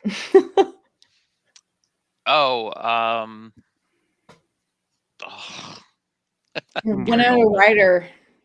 The Bram Stoker's Dracula from '93. Yeah, Winona Ryder and what's his face? Keanu Reeves. Oh yeah, that's and Gary Oldman. Francis Ford Coppola. Gary Oldman. Thank you. Gary Oldman. Yeah, terrible. I'm so sorry. If I had my phone in my hand every 5 seconds, I would be able to do this. But yeah, so like him, and then I'm also a huge like Van Helsing, like Hugh Jackman, like Kate Blanchett. Like I love that movie so much. So it's just like getting to see different versions of Dracula and like Dragulia, like that's Van Helsing likes to say. And so but yeah, so I really get to like see different versions of him. I just think that's really interesting, and I can really appreciate like the different versions. I feel like that's one thing where it's like what I was saying earlier, where like you want to honor like the original of something, and it's like, why are we remaking so many different versions of this? But for me, like Dracula, I really enjoy getting to see different versions of him, and I just think that's really cool. Did you see Renfield? Yeah, I love Renfield. Yeah. Nicolas Cage, are you crazy? Like that's amazing.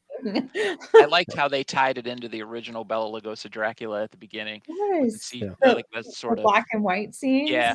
Yes. That was awesome. I loved that. I wish there would have been more of Dracula in Renfield. Agreed. Yeah. But was there not a ton of blood? yes, there was. Gotta appreciate that. But yeah, I agree. I wish that there was more Nicolas Cage. Like me, who doesn't wish there's more Nicolas Cage period in the world? But less and less Aquafina. Yes. Yeah. I'm so glad you said that, because I feel like she was the weakest part of that movie. Oh yeah, that whole mafia subplot. Yeah. was Yeah. What are we stupid. doing here? Yeah, I thought it was a really good movie until she entered. So I yeah. know. Yeah. And I know it's the such a movie was shame. called No, Renfield, but his plot, like I said, I'd rather it have been about Dracula than Renfield. And his I mean, it was funny, his whole, work-life crisis thing in the therapy and all that, but yeah, that whole mafia subplot and how, Aquafina's father was, done wrong and all that was just a waste of time. I But- completely agree. And I feel like that really muddied the third act as well. Mhm. Whereas like if they could have just focused on the whole like Dracula Renfield aspect and somehow made like, big bad involved when it comes to that instead of it being like, oh, it's a mafia and like there's a cop and blah blah blah blah blah. Like Right. it was so it bored me honestly. Mhm. And then there was that whole just like, everything that went down in the third act. I felt like it was just very like it watered down the story for me, whereas like Renfield and Dracula obviously were like the main interests. And I feel like if the movie had understood that and just like kind of gotten rid of Aquafina as a main character, or if she just like was kind of like a hey, we're over here, but like we're not really doing anything. Yeah. Then like again, Renfield and Dracula were like the main plot points. I feel like that would have made the movie a lot better. But Yeah. I still she's hold funny. my opinion that Nicolas Cage as Dracula is incredible. So Yeah, she's funny in small bursts. Like just having her in Crazy Rich Asians that's a funny movie. She's good in that movie, but that's like kind of all you need of Aquafina. She's kind of gets old after that. She was okay in that what is it, Shang-Chi and the Legend of the I was Ten just about to Rings. say, yeah, I thought she was funny in that too. Yep. Yeah. But again, like small bursts. Like Right. she was a side character. She wasn't like focused. Yeah, right. Yeah, I really enjoyed her in that, but not in Renfield. Right. Agreed. Sorry, this is embarrassing, but do you mind if I use the restroom real quick? Is that okay? No, go right ahead. Okay. Yeah, go ahead. I'll be back. All right. Well, I was about to say we're in about 3 hours, but we can hang on for a few more minutes since she's willing to stay for a while. So yeah, I enjoyed Shang-Chi too. I thought that was better than they thought. They had said it was going to be. Yeah, I didn't know anything about I just that. refuse to watch it because it's the MCU. It's actually a good. It's actually good. What'd you say, Kenny? I said it's actually pretty good. Yeah, it's the Shang-Chi. I thought it was good. Yeah, I was surprised. I went to see it in theater and I was pleasantly surprised. It's probably the last Marvel movie that I really enjoyed. Did you like Guardians 3, Sean? I have not seen it yet. Dude, I'm telling you, you'll like that. Yeah, oh, I'm sure I will. I love the Guardians movies. Yeah, but it'll rip your heart out though. Yeah, that's what I've heard. That's kind of why. It's got all the it's got that animal stuff to it. You know what I mean? Like because my wife didn't like it so much for that. Yeah, it's all CGI, but still, it's I know. That's not why I haven't watched it, but it isn't making me watch it any faster. Let's put it that way. No, I'm telling you right now, if a CGI raccoon can make you cry, oh yeah, dude, you're doing something. I'm telling you, because I was sitting to my niece and she looks over at me and goes, "Uncle Kenny, are you crying?" I'm like, "No, I'm not crying." Like that. I came out, and my eyes were like all red and stuff, and it's like because I'm telling you, because I just lost my mom, and it's like that one part. Mike, you know what I'm talking about. That part where he's like with the cage and stuff like that. It just broke me. I was just sitting there, and I'm just like a muddled mess, And it's like, thank God, Chris Pratt, could break the tension with a stupid joke. You know what I mean? Because I was a mess watching it, And it's like unless you go through something like that, you won't know. And just having gone through that, it's just like it's a throwback. It's a throwback too to the good days of the MCU. Yeah. It was because it really kind of fits back in the third. The movie feels like it kind of fits in the third act. The phase 3. Back before Endgame when everything was good. It could have existed in like an extended phase 3 after Thanos. Yeah. Because what's the next one that's coming out? The Marvels next month. Yeah, that's they were like, "Oh, get your tickets now," and I'm like, "Oh, I bet any money you're not going to have any trouble getting a seat for that movie."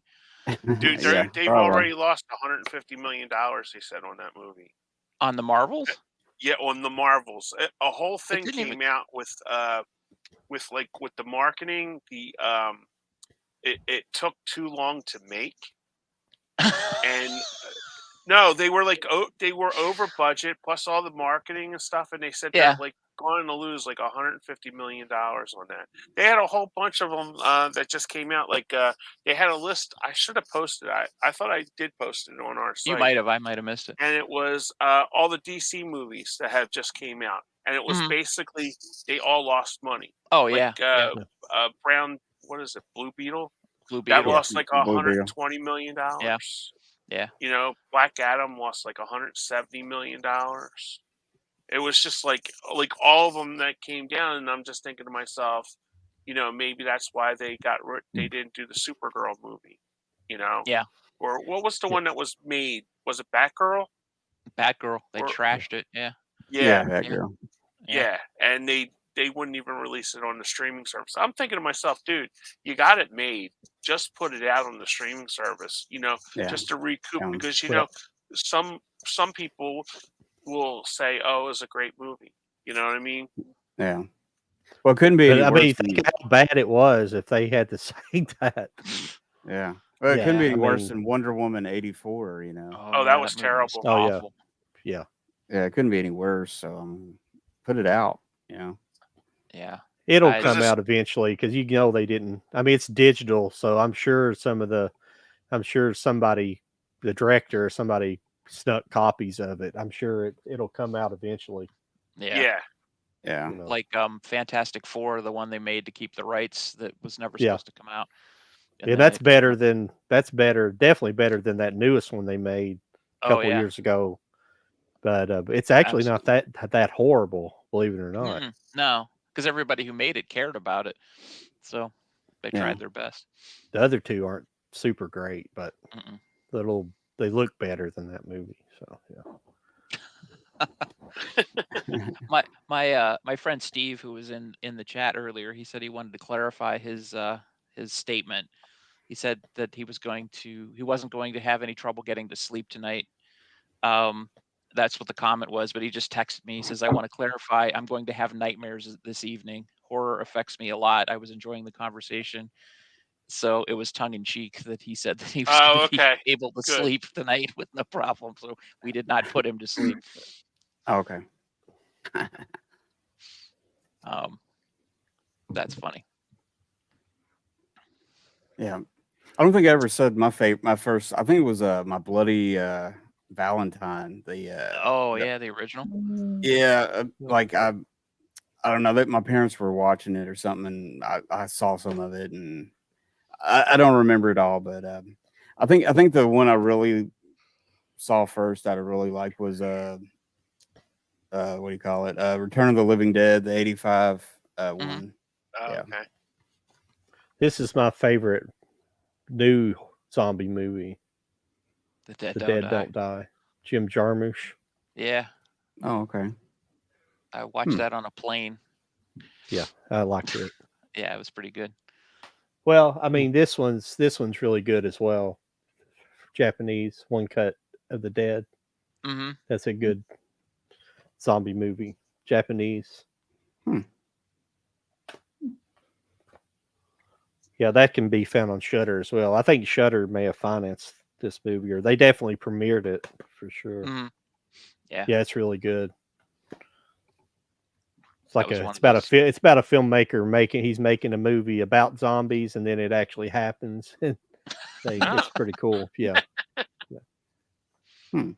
Yeah, and the actors, are having to they kind of have to get into actual killing mode whenever they were just playing the actual scenes. It's pretty crazy. Yeah, Lauren, are like you the looking- first sequence is shot all together. Like the whole first sequence is shot back. It's not cut. It's all like one take. cut. Yeah. Cool. Sorry, Kenny. I didn't mean to step No, on I you was there. just going to ask Lauren if she's like looking forward to anything new coming out. Any new horror movies coming out besides Ooh. Maxine? That's kind of tough because I feel like a lot of the ones that I was mostly anticipating have already come out. Oh, okay. But I'm looking forward to a couple more this year. I feel like October is very much like the month for newer horror too. So personally, Megan was my most anticipated movie of the year. So Okay. enough. But I had a lot of like fun it. with it, and I just really loved it. I like that a lot. Yeah, good. it was a lot of fun. Yeah. Another one that I kind of wasn't expecting to love, but really did, was Totally Killer, that just came out this past weekend. That was a lot of fun as well. It's kind of like a slasher, like comedy horror kind of thing. So it's time travel. So it's kind of like what is it? I'm the worst. There's another time travel. Sorry? Did you see the new The Exorcist? I saw The New Exorcist, yeah. The new one? Mhm. Was it any good? I didn't think it was bad. Okay. I was not impressed with it, unfortunately. And again, like that's coming from my love for the original. I feel like this is the same director from the last 3 Halloween movies, right? So like Yep. he just I feel like he really wants to take on these new big franchises. And I'm not saying that he did a bad job with the last 2 Halloween movies, but I just feel like if he wanted to do something, he probably should have gone and again, like done something on his own instead of being like, oh, let's essentially piggyback off of a new or a franchise that's already been around. Right. Because I did the thing where I rewatched like the original and then I went and saw the movie like in theaters. It was a lot of dialogue. It was a lot of like what is it, like Halloween Dies Tonight or whatever it is, and it's like it was just a lot of like dialogue. It wasn't enough of like possession scenes.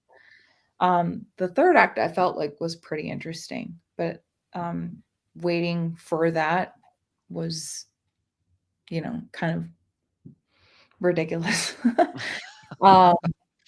And then also I feel like there were some scenes where it's just like it just didn't make a lot of sense. I will say though, I mentioned this in my Letterboxd review. I think it's really funny that I was sitting right next to a woman who there was a jump scare that she was not prepared for at all. It scared the Jesus out of her. So she like jumped and screamed. And I wasn't even paying attention. So like I looked over, I'm like, what's happening? So that was a lot of fun. Where she was just like, "Woo!"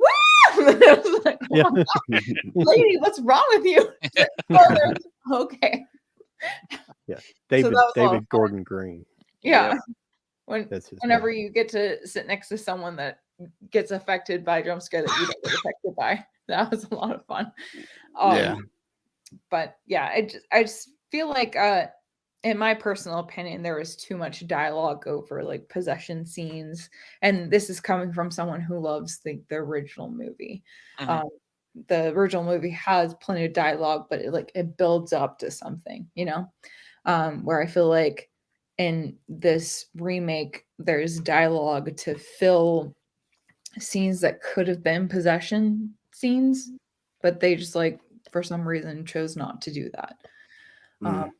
In my personal opinion, but I feel like they could have done so much more with those sections.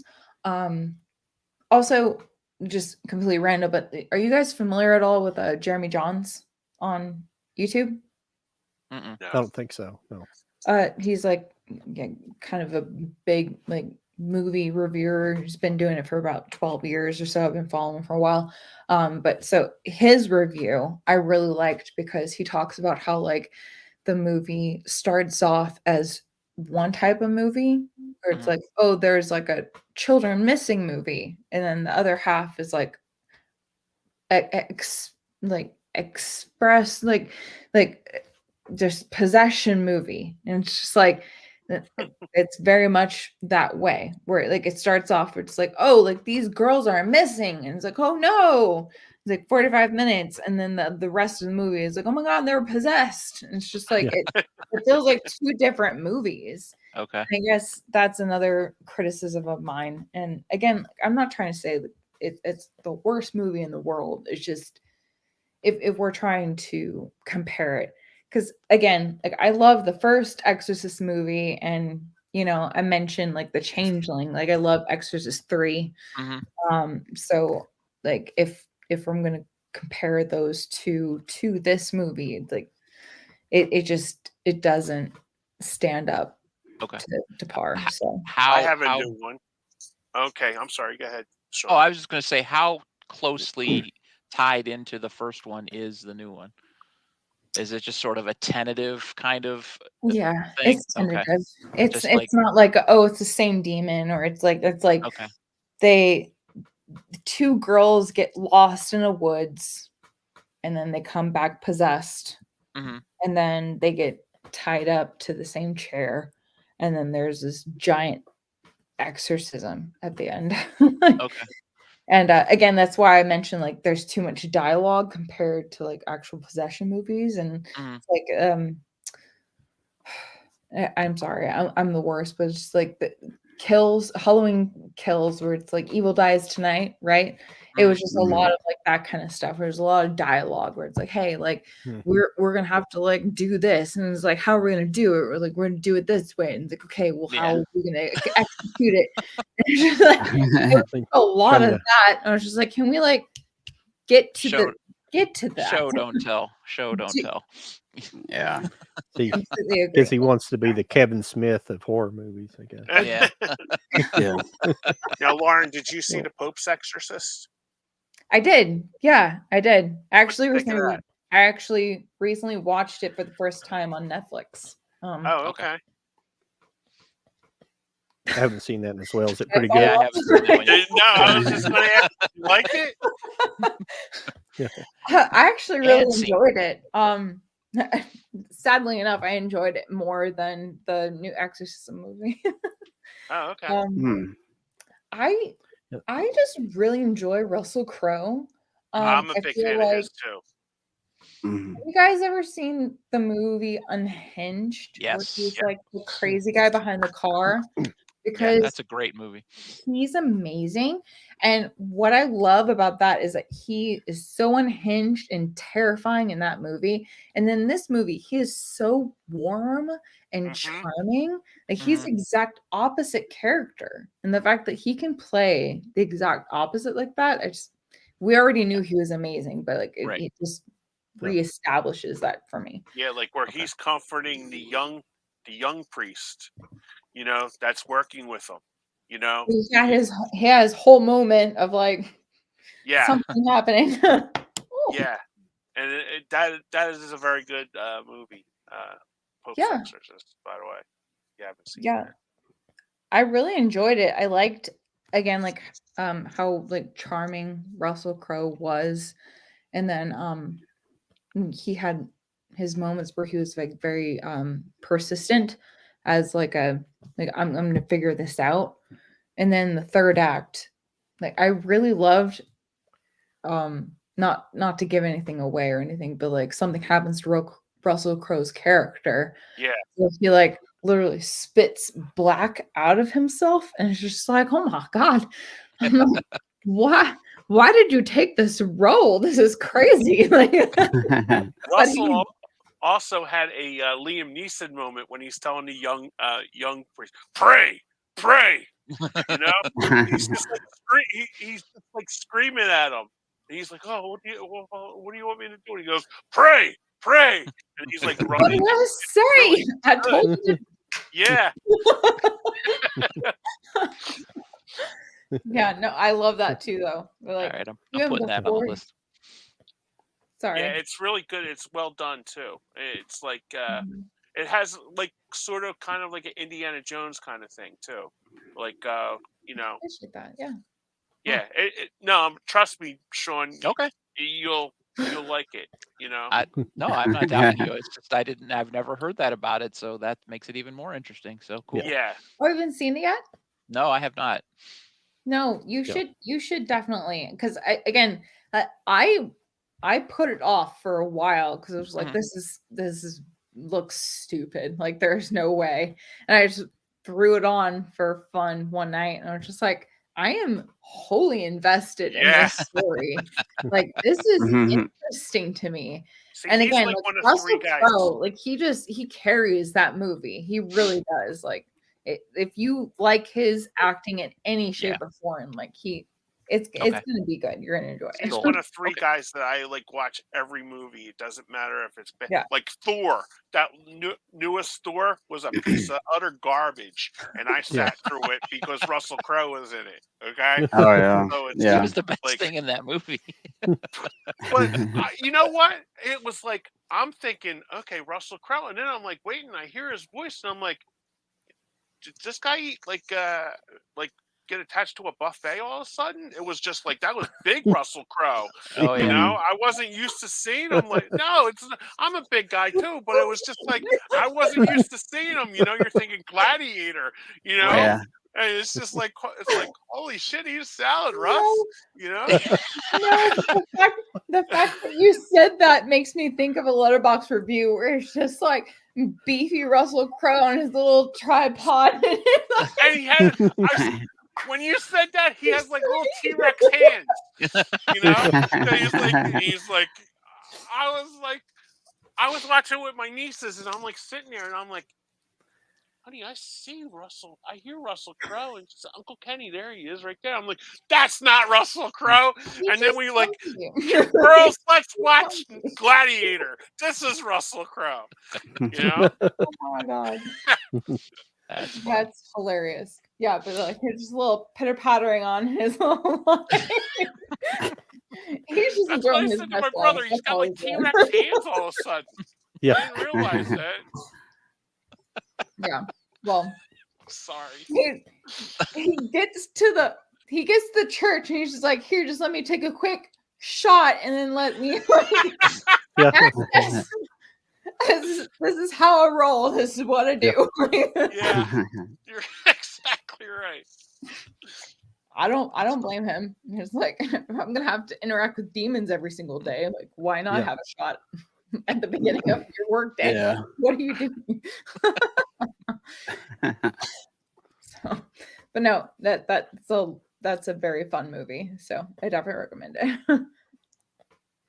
Yeah, give it Yeah, a I'll shot, definitely guys. check it out. I remember people talking about it back around when it was coming out, and I just never didn't watch it. It came Yeah. out the Sounds the pretty same good. time as that Nefarious came out. Oh, that's a good one too. Nefarious. If you haven't seen that, Oh, I haven't seen that with one. Sean Patrick Flannery. No. Absolutely great character study. I predict he's going to get at least nominated for an Academy Award for that movie. Sean Patrick Flannery, young Indiana Jones to you kids. Yeah, you know. Remember that movie from 1989? If there wasn't he won't get nominated if there wasn't a handicapped person in the crew. There wasn't. No, seriously, that's the new rules for the Academy Award. Like, What? Are you kidding me? yes, like they have to have to get it nominated. Their crew and the cast have to be all the diversity Handicapped stuff. Yeah, Queer. Yeah. One of the two. Okay. Wow, that's nuts. Those are the rules. Yeah. Yes. All right. Yeah, but I highly You don't recommend agree with them. Nefarious. I will Sean. defer. Yeah. I will defer to Kenny because I hated it. Oh, okay. You didn't like it? Oh, I hated Oh, it. okay. I hated it.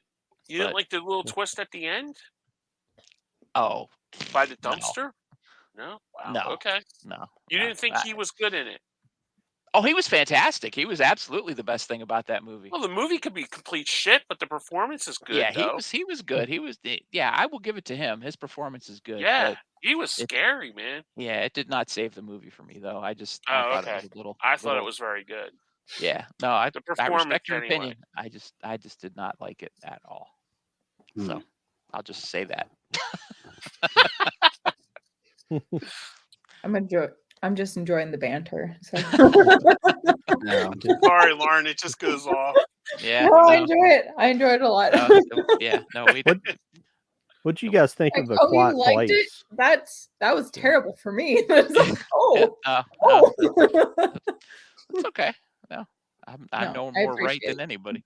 No, I like the differences and stuff. No. No, that's good. Always good. Have differing opinions. Everybody has. Yeah. Mhm.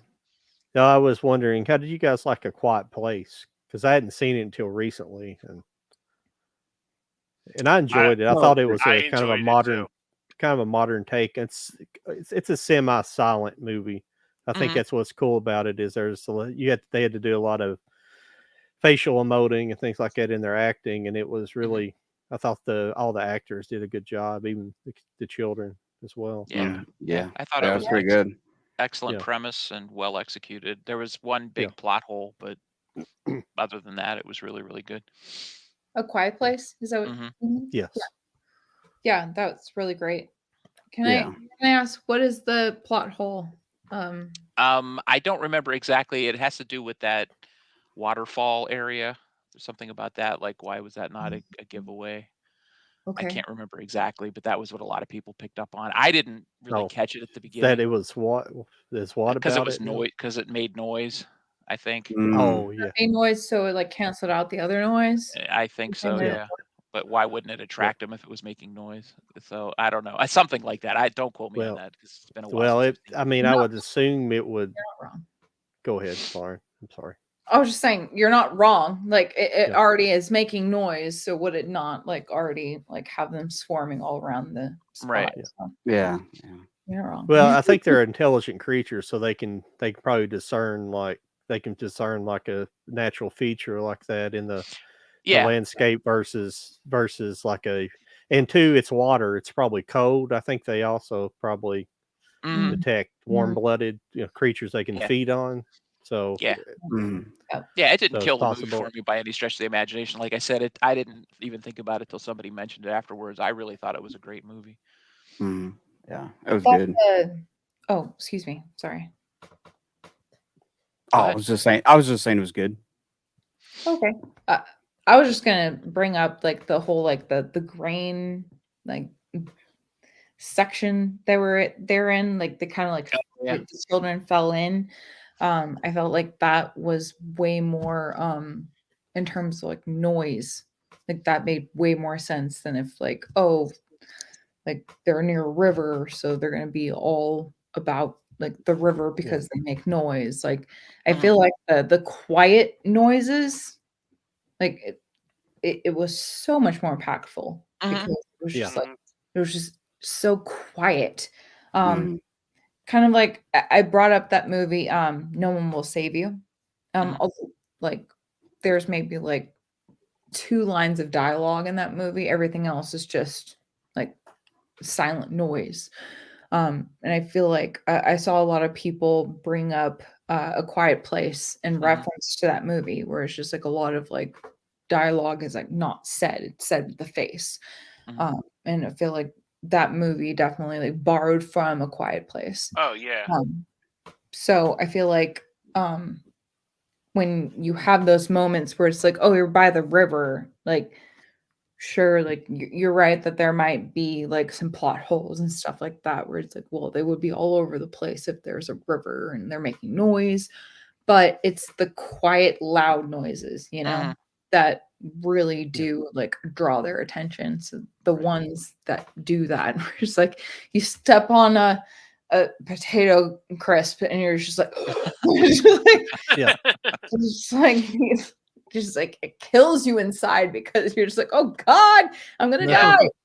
Or just like Emily Blunt, who's giving whole ass birth, and she's just like, I can't even imagine how that would be, like trying to give birth to a child in a apocalypse where aliens are listening to every sound that you make. So I think that that's a very great way that they did that movie. So anyway, I just have to say, like, I think that that's a really great use of like the alien apocalypse and like the noise, and you make a great point about like the river and stuff like that. But I just have to say, like, I feel like the silent and then noise aspects, I feel like that outweighs like the little bit of like well, yeah, it technically should have been over here and should have been over here. Right. I think it did a really good job of like adding to that, and then just like the whole alien subgenre as a whole. So yeah, no, I totally agree with you. Then, like I said, that plot hole didn't ruin it for me. I hadn't even thought of it until after I saw the movie and somebody mentioned it, and I can't even remember exactly what the real complaint was, but it's the only thing that ever can be thrown at it as a criticism that I've heard, and nobody talks about it negatively because it was a terrible premise, or it was bad acting, or it was bad special effects, or things like that. It was just a minor plot hole-ish thing. So and there's always plot holes that can be done, right? Like, even Right. just like in the opening where it's like, oh, like the plane could have like gone off before they got to the establishment, or so right. I'm just saying, like, I think that for me, like, it negates that, but I completely understand that there will always be like plot holes for certain things. So the whole grain silo thing, the reason the noise would probably, because the inside the silo would be capturing the noise they're making, plus it's going up in the air, so it might be higher up than they can hear, weird things like that. So I don't know if that was something people complained about. I know what you're getting at, Lauren, but not I don't. Somebody would say, well, they were making a lot of noise, why didn't they come up there? Yeah Or just like you might remember the guy, the older gentleman that just like started screaming because he was he was distraught, he lost his wife and stuff. So like, how would it only bring one of them, like and again, like I appreciate that, because like it adds like so much more to the lore, where it's like, oh well, how is it only just one? Like, what does that mean? Like, we have A Quiet Place 2, and we might have like a prequel coming out soon. So it's like, well, like, riddle me that. So it's like, it makes me want to like ask more questions about that. But at the same time, it is very interesting where it's like, okay, well, that didn't happen. So what made that work? Or like Quiet Place Part 2, the son has his whole foot in a bear trap and he's screaming his butt off, and only one comes. So it's like, okay, well, then that must not mean that there are a ton in the area. There must be like a whole world widespread of this. Right. So, yeah, I don't know. I just think it's interesting. I like the whole lore of it, and I think it's interesting. Where it's like, okay, if you've seen the second one and you see like there's like the whole thing that comes down from like outer space, and then they occasionally kind of like attack. Like, there's only like maybe 3 in its area, so that may mean that there's like they're all over the place, but there's only like the 1 or 2, and they're so effective at their hunting that that's all there needs to be. So, Right. I don't know. Just speculating. Sorry. That's all right. That's a good point. I'm doing the horror thing, and I'm like, maybe it's this, maybe it's that. I don't know. Like, You're analyzing horror. No problem. Analyzing horror. It's crazy.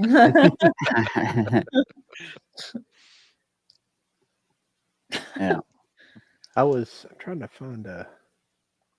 find a movie I watched the other day. I can't think of the name of it, but it had a bear trap scene in it. It's the first time I've actually jumped from a horror movie. I was telling them earlier that that's one of the reasons I think I kind of got out of horror, because most of the time I can kind of predict the scary scenes, the shock scenes, and it just I think after a certain point in time, it just didn't interest me. But they did have a scene, and it wasn't something scary, but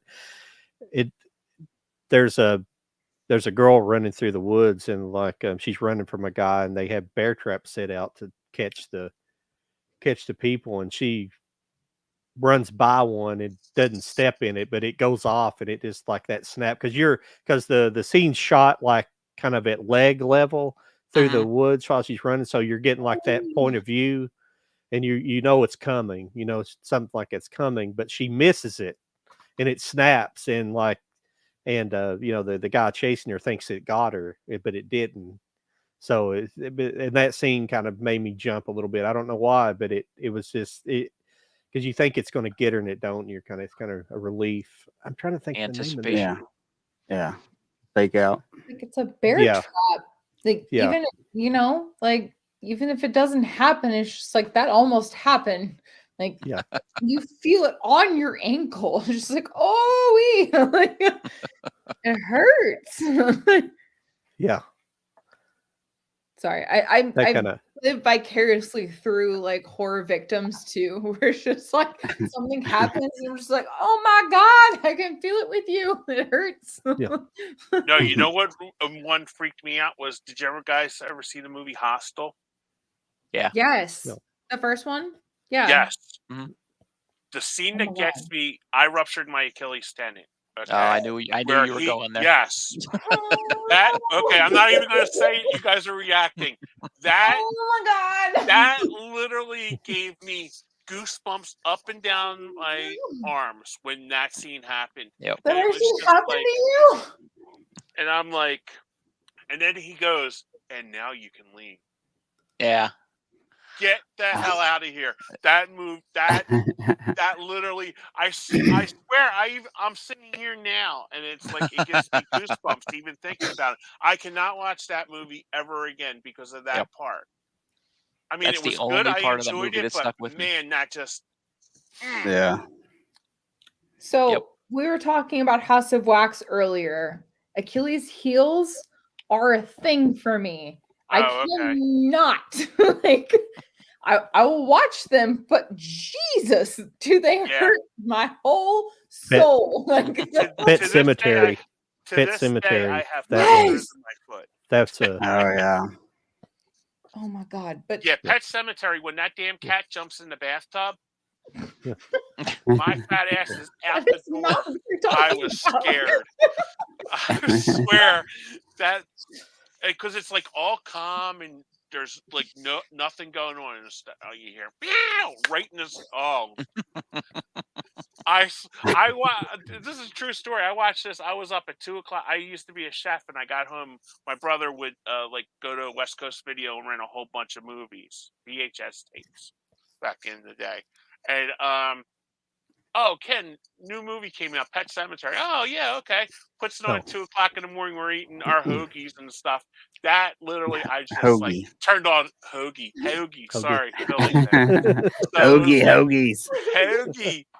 So I'm sitting there. It's like all lights go on 2:00 in the morning. My mom comes in and goes, "You guys okay?" It's like, "No, I'm not okay." And it's I've been traumatized. That movie scared the hell out of me.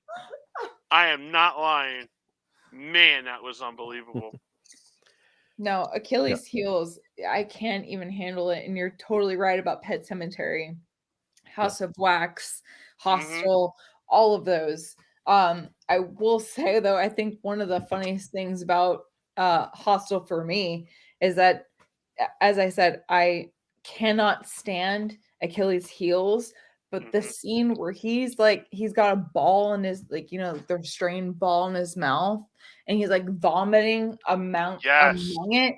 I feel like that makes me way more than the actual. Oh yeah. I was just like, why is it the vomit that's upsetting me more than the Achilles heel? I don't know, but it was doing it. And then and also the poor lady with the eyeball. So Oh yeah. The movie I was talking about is called Mother's Day. It's actually a trauma movie. It was directed by Charles Kaufman, Lloyd Kaufman's brother. It's a That's in on the fact, it Shudder was too. kind of an inspiration for Hostel. That's what I was when I got Oh, thinking is that about it. right? When yeah, Hmm. they had sorry, what's his name? Lloyd Kaufman. No, the guy that Eli- directed Hostel, Eli Roth. Yeah, Yeah, Oh, Eli Roth. Roth. He's a sick Yeah. puppy dog. That dude. yeah, he was. Yeah, he was on at the drive-in talk. He was actually when they did Mother's Day. They had him on to talk about the movie and talk about his project. It's pretty cool. Yeah. But what I was getting at earlier is Eli Roth has a new movie called Thanksgiving coming out here soon. Oh, Mhm. It's a horror movie. Thanksgiving. It looks so Yeah. fun, doesn't it? Mm-hmm. As a horror fan, anyway. Yeah, I'm Yeah. wondering if it's going to be wonder if it's going to be an actual horror movie or kind of a cheesy spoof movie. Because do you remember the trailer in Grindhouse, the Grindhouse movie? I don't know if you saw that or not, but the fake trailer called Thanksgiving and that. Mm-hmm. Yeah. Yeah. I'm not sure if it's going to be that or not. Because see, Eli Roth's in he's in shit. What's the He's in Death Proof, the Quentin Tarantino version, and he's Yeah. like good friends with Tarantino as well. So I don't know if they're like making that movie or what. Well, first of all, I think that Eli Roth loves to delve into like the really dark, like a horror comedy kind of aspect. I Yeah. feel like you could even argue that Hostel has some like comedic aspects to it. Yeah. So there's also people that have seen Hostel. There's that one guy, I like to call him Weasel Face, that he has, like, he's been in a lot of like Eli Roth movies, and I'd have to look him up, but he's in the trailer for Thanksgiving. So I think that there's gonna, just seeing his face makes me think that there's gonna be like a Oh, I think I know who you're talking about too. He's the yeah, tall, he's one tall of the kid, right? torturers in Hostel. Okay. Sorry, Yeah. the I know who third- you're talking about. Wasn't he in Road Trip? Is that Yes. the kid that I'm thinking of? Yes, you're right. Here, let me. Rick Hoffman. Oh yeah. He was in Suits. Yeah, The TV show Suits. Yeah. this guy. Like, can you Yeah. even see? Yeah. Yeah, he. I'm really mean for calling him rat face, but No, he was in he just has a was very in distinct another face. series that I watched that he basically plays that character. Yeah. Let me For see if I me, can figure it out. it's that one guy in Hostel where he's just like, "Oh yeah, like I'm here from America, and like we're trying to like murder people because it's fun." Like, like, but I've seen him in other things, and you're right about the other movies, but yeah. Yeah, he was in the show that I watched with Christina Applegate, Samantha Who. He was her boss. That's where I originally knew him from, and then he was in Suits. Okay. But when I seen him in the Hostel movie, it's like, okay, That's a bit different. yeah, that's a totally different genre of evil. I know. That's really funny because I honestly don't know, outside of maybe seeing him when I was like younger, and it didn't like register to me. Like he was always the guy from Hostel that was just like, hey, let's like chop up Americans. This is crazy, right? And then it's like, oh, he's showing up in Thanksgiving and it's Eli Roth. Of course it is. Like, what are we doing? So no. Yeah. I don't even know if he was a part of like the other Hostels, or was it just like that one movie and then every. So I have to be honest, I haven't seen the other Hostels. I've seen the first one. The first one did enough damage to me psychologically that I would never watch the second one. Same here. Yeah, like the eyeball scene, and it's just like, you want to see Hostel 2? It's like, sir, no. Like, I'm good. What the hell? I'm good. Like, kids stick around for Hostel 2. Like, Hostel 3 is crazy, and I'm like, I'm good. Like, Human Centipede, I've seen the first one. I'm good. Like, what are we doing? Like, I saw the second one of those. People say about that Human Centipede. I never seen that. Is that bad? Human Centipede. Is that what you said? Yeah. I don't know anything about it. I hear people talk about it. That's all. I saw like torture porn because no, I'm yeah. okay. So it's one of those where it's like, see, I'm all over the place. I like comedy horror where it's like the lightest part, and then I can do all the way over here. And then I've only seen the first Human Centipede. There's more? There's 3. Four. There's four. Shut up. I swear I only thought there was one. And I hear people talking about it, but it's like something that I would never investigate to watch. No. Yeah. Again, I love horror, and I've only seen the first one. So. Oh, okay. See, I'm a real chicken shit with horror. So like the Hostel movie just like kind of swore me away from that kind of stuff. But I like over the years I've been trying to gradually getting into more of it, and it's just like, nah, that's okay. I'll pass on that. No, you're good because have you? I've never seen it. The first one, you really like, and this is someone that like did some research on the sequels, and we're just like, no. Oh, okay. No, we're good. No, I honestly, the first one, that's enough. Like, yeah, I've also seen some like extreme like French horror, like Martyrs Inside. Like I've done some like crazy stuff like that. So, it like, and this is again me saying no, thank you to like Human Centipede 2. So, like, listen, you're braver than I am. I mean, a cat jumped into a bathtub 30 some years ago has got me like scared to death, and I don't need are you talking about Martyrs? No, I'm talking about Pet Cemetery when the cat jumps into the bathtub. That scared the living hell out of me. There's another bathtub scene in Martyr, so it's just like, wait, what are we talking about? Oh, okay. I'm sorry. No, I never even heard of Martyrs before. Oh no, it's got a reputation. I haven't seen it. Definitely got a reputation. There's a French original, and then there's an American remake that you should not watch. But if you're not to watch that one, you should just probably not watch it.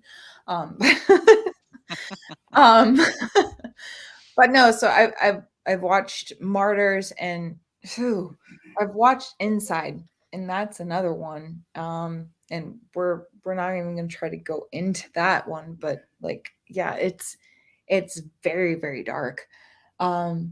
So again, like what I'm trying to get at is I've watched some like super lighthearted, like Zombieland, where it's like a little bit of zombie, a lot of comedy, and then I've watched some stuff.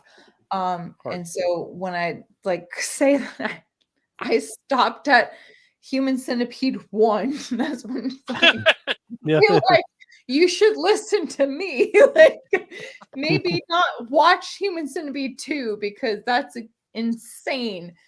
I feel okay. So the first movie. No, that's cool. Thank you.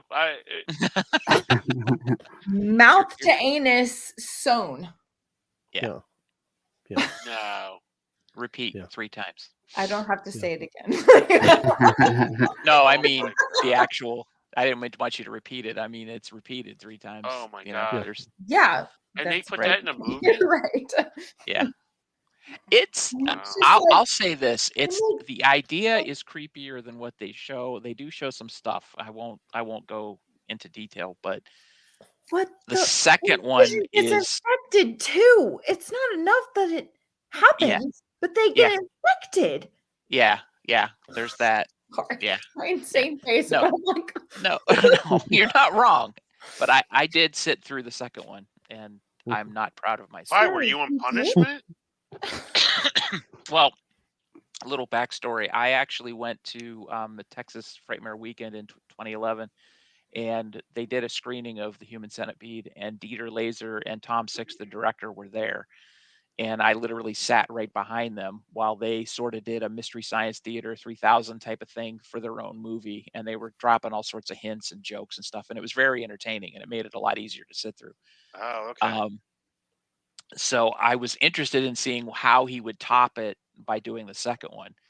And I did not see the third one. I'll just stop at that. Oh, okay. It was, he went a little too far. Yeah, I won't even talk about what's in the second one. So yeah, it's bad. And see, that's what I've heard. And I just, I can't even. Yeah. Like the first one was pretty good. And like I said, like I watched a whole Achilles being cut, but the fucking vomiting through the choke ball was what got me. And I was just, I don't think I can do it. I don't think you can do two. So I'm good. But yeah, and he's like, there are 3 more. What are we doing? I'm good. Yeah, you are not wrong. So yeah, I just think that's funny though. So can appreciate that you have like your understanding with 2. Just like, I didn't like it. I'm like, sir, I don't believe you.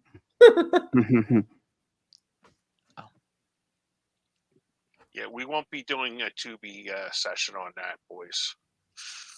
I do have a signed copy of the first one. Dieter Laser signed it. Is it on Tubi for real? Oh, I have no idea. But I was just no. No, it's not. I was just no, I don't know. But I just after that description, I'll pass on that. Scream Factory put out a box set of the 3. What is wrong with Tubi? Seriously, who would buy something like that? It's out of print and it's sold out and it goes for a lot of money, and I will never pay for that. I'm just amazed what people will buy. Oh yeah. Well, that's the whole thing. If it goes out of print, it immediately becomes super attractive to everybody. Mm-hmm. Oh, but in fact, Eli Roth did direct the short in Grindhouse, the Thanksgiving short in the Grindhouse movie. Oh, he did? Yeah. Okay. Yeah, I don't remember that one. No. Have you guys ever tried to sit through those Evil Bong movies? It's on the Tubi. Evil Bong. No. And it's something done by Tommy Chung.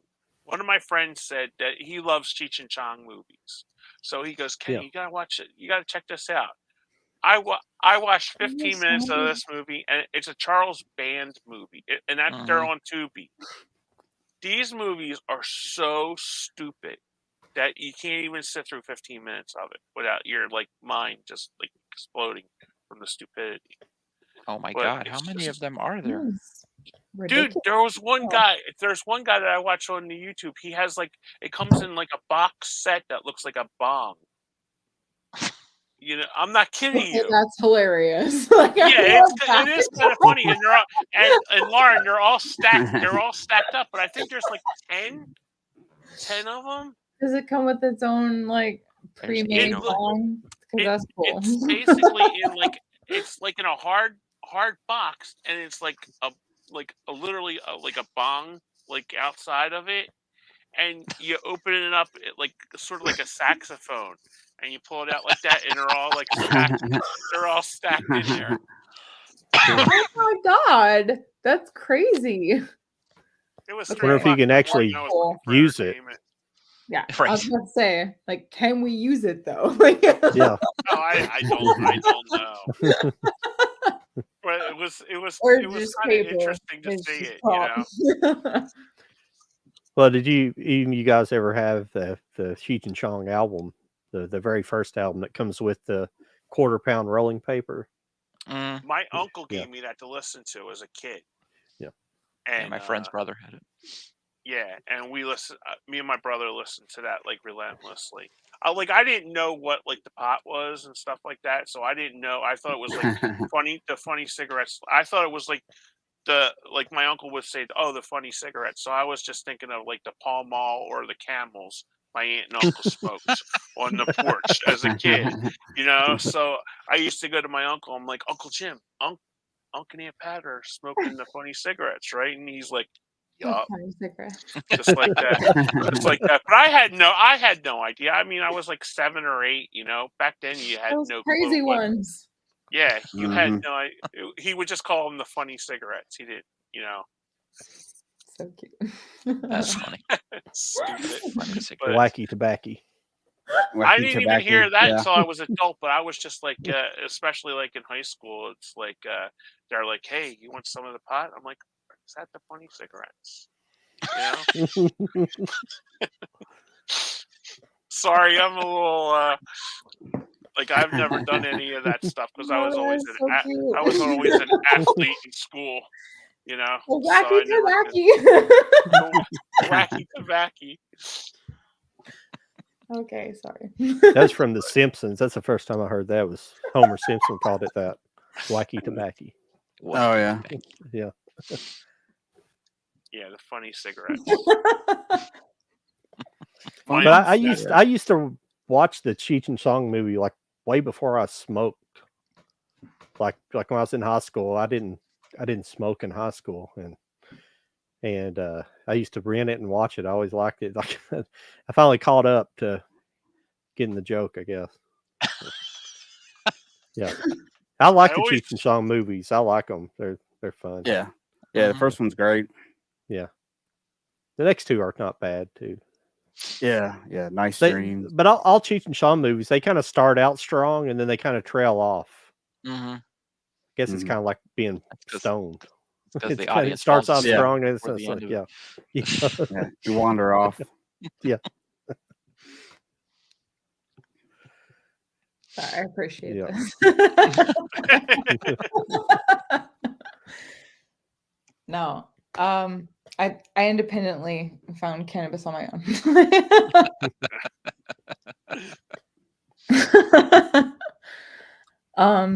I think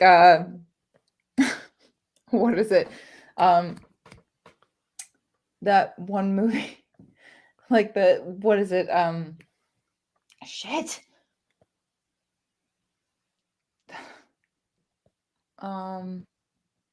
Eurotrip. Scotty, yeah. no. Yeah, Scotty doesn't know. Yeah. Scotty. That's the movie where it's just like weed. Yeah. But I had a friend that helped me out with that too as well. Idle Hands is another like kind of weed horror comedy. I don't know if you guys have seen that or not. That's a good one. That's a good 90s. Yeah, that one's pretty good. God, what's the actress name? What's her first movie? Crap, can't think of her name now. Haven't seen her anything in a while. Jessica Alba. Yeah, Jessica Alba. Yeah. Oh, okay. That's her first movie. Yeah. I just remember Seth Green in it. Mm-hmm. Because he was like on the cover, like when you go to the video stores, he was like basically on the front cover of that. Yeah. It's funny how you remember like certain. Lauren, were you a big video store fan when you were growing up? I was a big Blockbuster kid. Oh, okay. Definitely. Yeah, so I wasn't a purchaser, but definitely was a renter. Oh no, that's fine. That's what I was saying. It's like, did like the face value of the cover sell you on like certain movies that you got home? Sure. And it was there were so many movies that I was super excited about, and my mom was like, "No, you can't watch those." And so when I got older, I finally watched them and was like, "Yeah, I shouldn't have watched those when I was a teenager." But yeah, so I definitely was that type of person who was just like, "Oh my god!" Like 1 hour photo with like Robin Williams. Oh yeah. I really wanted to watch that when I was like 13. And my mom was like, "You can't watch that right now." I'm like, "Why not?" And I You're watched thinking it it's going like to be the 2 funny years guy later. from Jumanji. Yeah. Yeah. Wow. And I finally watched it when I was like 18. I'm like, "Oh, I understand now why I could not have watched it when I was 13. Okay, that makes Yeah. sense." But yeah, so I definitely was a Blockbuster. I was a Oh, okay, Blockbuster good. kid for sure. So Yeah, because primarily all of us are 80s kids, so we were just practically, we lived in a video store, right, at the yeah. time. And especially like with the horror movies, they had such spectacular boxes on the cover Mhm. that were like, artist painted and stuff. And it didn't mean a damn thing about the movie, Right. You have these Right. beautiful artists, boxes, and it didn't Did mean they? nothing about the movie. Yeah, they really knew how to polish a turd back in those days. Yeah. Well, to be fair, I'm literally a 1990s girl, so like I know I'm not actually 80s, but I'm like right on the cusp of it. So Okay, well, still, It's you the still same had thing. that. You still had that experience of the video yeah, stores. That's Yeah. Yeah. basically what I was definitely going for. the blockbusters, all of that. So Yep. yeah, Mhm. That's great. so Yep. I'm glad you got to experience that because I think kids today they just go like my nieces are like, well, it's on YouTube or it's on the streaming services. I'm like, honey, you didn't understand about like spending hours at the Blockbuster. Right. That's why Yeah. like on my site I do this thing. My Facebook blog, I do like a video store. I give you like 6 selections, and it's like basically you could pick like two, Mhm. one at a time. And it's like the people go, "Oh, double feature." I'm like, "No, dude." When we went to the video store, it was like my mom got a selection, my brother, and then me. We got to Mhm. take home 3 movies, okay? And it's like, yeah, you want to see like all these movies, but my mom was like, "Boys, pick one." So that's what I kind of do like on my blog thing. I'm like, okay, you have to make the decision. You can take one of these So- home, take that home. Well, in the early days for the town I grew up in, we didn't have Blockbusters. I didn't have it till I moved where I'm at now, but oh my god, we didn't have Blockbusters, so we had a lot of mom and pop stores, and a lot of times they didn't. At first, they only would have the stores would just have one copy. So if it was checked Oh out, yeah, you had to wait Mhm. for it. So Mhm. you they didn't have like 10 Mhm. copies of something. So yeah, those stores eventually came later on, but Yeah.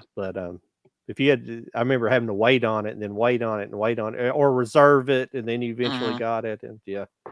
or you're standing at the counter waiting for somebody to drop off. Like that was like Oh yeah. No. with Blockbuster. They had like guaranteed copies. Like they had 95 copies of Jerry Maguire. But they wouldn't have like something like the producers with Mel Brooks or something like that. Right. And then you'd be like waiting by the box, waiting. You see a bunch of people bringing back stuff, and it's basically all Jerry Maguire or the B movie. Yeah. or just the simple fact that you like had you purchased or like rented the VHS and then they like put it over on that other side. You Yeah, had to what go was that through the about? little screen to like make sure that like you weren't like hiding It's like, something. okay, boys, you can't hold this until I literally move it about 3 inches to the other side where there's Right. like a little. Put it all the way over like- here, and then it's okay. Like, It's like I always wondered if there was Like, like some what? kind of like security thing that they had to put it over weird. there. Mhm. So weird. Absolutely insane. So I mean, again, like I wasn't born in the 80s, but like that was definitely like I was born in 1990, literally. So like I have all of the 90s being like, oh, what is this? What are we doing? This is ridiculous. So I just thought that was funny. At least you were talking about earlier, at least you got to grow up without cell phones, because I could tell like you weren't immediately reaching for your phone. That's how we are, we don't immediately go to the computer. Like we try to use our brains to think of something. And then I'm like, hey, I've got a computer here. I can look at look the answer up to my question. So it's I can tell you guys had a little bit of time before that. Right. I appreciate you noticing that, because thank you. Because that's ridiculous. Like the fact that is just like an automatic thing, Like I remember when it was like the all of the AOL like crazy ass noises. Like like, what is that? Like so it was definitely, I was definitely like we just grew up without it, and then we grew up with it, and then it had a crazy noise and no one wanted to touch it, and then everyone wanted to touch it. So yeah, it was kind of crazy. So or you could only stay on it for like so long, because like it was like a local number that you would have to find, or else it was a toll call, Right. The access numbers. Yeah, the access numbers. Because the first time I had worked at a store called Caldor, and it was sort of like a department store like Walmart, and we had just got Prodigy when Prodigy was a thing. This was before AOL, so I brought it home, and it was like I remember me and my brother were up all night like hooking this up and stuff. And I remember telling my grandma, "Graham, you can't use the phone. We're getting on the thing." And she's like, "What are you guys talking about? The thing." And then you hear this, and then you would hear this like buzzing noise, and my mom's like, "What the hell are you boys doing in there?" It's like, like grinding kind of thing. So we're trying to. We're on the internet, and we thought we could like infiltrate like the Pentagon or something by We're trying to, and you're trying to see that on. You're trying to see that boob, and it's going to take you about and remember when that came 3 hours to download it. I remember Friends were funny. The Funny Friends were like really popular, and they had a picture of Jennifer Aniston.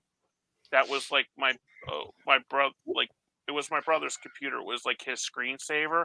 That thing must have took about 3 hours to scroll like down the line, and we were like playing Nintendo or something. And he's like, "It's getting close," But and it was just basically her, with I think the girl that played Phoebe, and it was just those two just standing there. It wasn't like anything dirty or anything like that. It was just, but he wanted the screensaver for his screen, But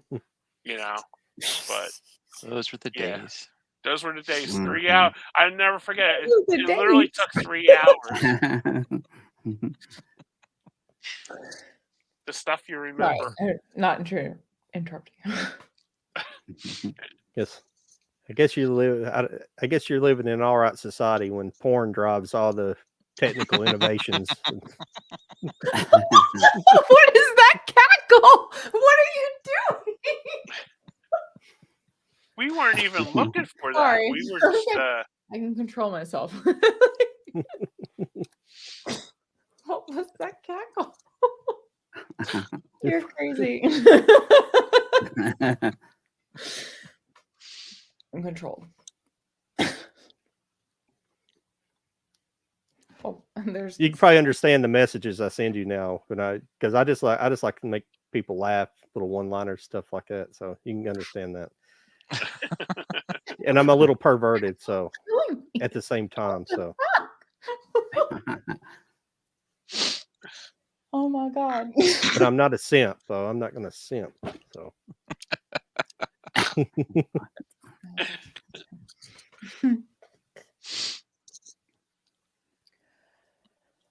No, that was hilarious. So. But well, ladies and gentlemen, I guess we've been on about 4 hours. I know you've been about 3, so Yeah. I think need time to wind it up here. Yep. If you guys Lauren, are you cool gotta with come that. back again. Yeah, definitely. Yeah. Definitely. Yeah, I'm so sorry about the time misunderstanding, but I had a great No time. problem. Love to Awesome. be back. So. Where are you located, Lauren? Central. So Oh, okay, Central Time. Okay, that's cool. Yeah. Hey, that's the unspoken rule. You don't ask women where they live at. Oh, on the no. internet. I wasn't being naughty or anything like that. I was just like, Naughty. I learned my You're good. lesson from Naughty. past No, guests no. On my on other, my other, okay, that's the other you're good. channel. fine. You're good. What's Yeah, your as you- address? What's your zip code? What's your phone number? And I'm getting on Prodigy now to look it up. It's like 24 hours later. Yeah. Hey, I just gave you a pass. What the hell?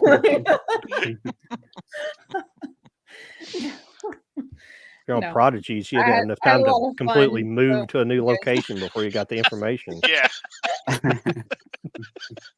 Yeah. You guys you've been lovely. So I Yeah. really appreciated my time out here and definitely would love to come Awesome. out. So. Thanks for coming on Awesome. with us.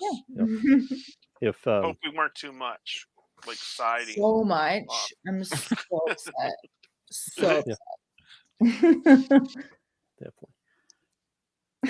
Yeah, you'll have to check out some of our other if you check out some of our other ones we're having later on. We're having Mr. Dan next week. What are we doing with Mr. Dan? Kenny? Hammer Horror. Hammer. Yep. Okay, and then Yeah. sorry, what's the other girl's name? I'm sorry. Katie. God Katie. damn it. Oh, yeah. I'm Katie. bad with names. And that's Katie. from smoking a lot of weed right there. Katie Warman, she's going to do we're going to be having lost found video or footage. found footage Found footage. with yeah. her. So yeah. Okay. So Yeah. that's the one you were talking about that earlier. You might be interested in that. So check it out if you want to replay. That's live, whatever. Yeah. So all the information's down below if everybody's watching, and you can find the links to Lauren's YouTube page on there. I didn't link her Instagram. I'm sorry. Instagram's her main thing, but I didn't put the Instagram link in there. But you can find Lauren on Instagram, YouTube, Fine. many other platforms. Thank you very much. Appreciate it. Thanks for coming on. You can Yeah. find all of our Instagram links under there as well, or excuse me, all of our YouTube links under there as well. So, yeah, thanks for everybody for coming out tonight and asking us come on again. questions. And Nice Yep. meeting you, Lauren. had a good Take time. care of yourself. Yeah. Nice to meet you guys. Nice Yeah. to see you too. See ya. Nice to meet you. All right. Bye. Take care. Shit.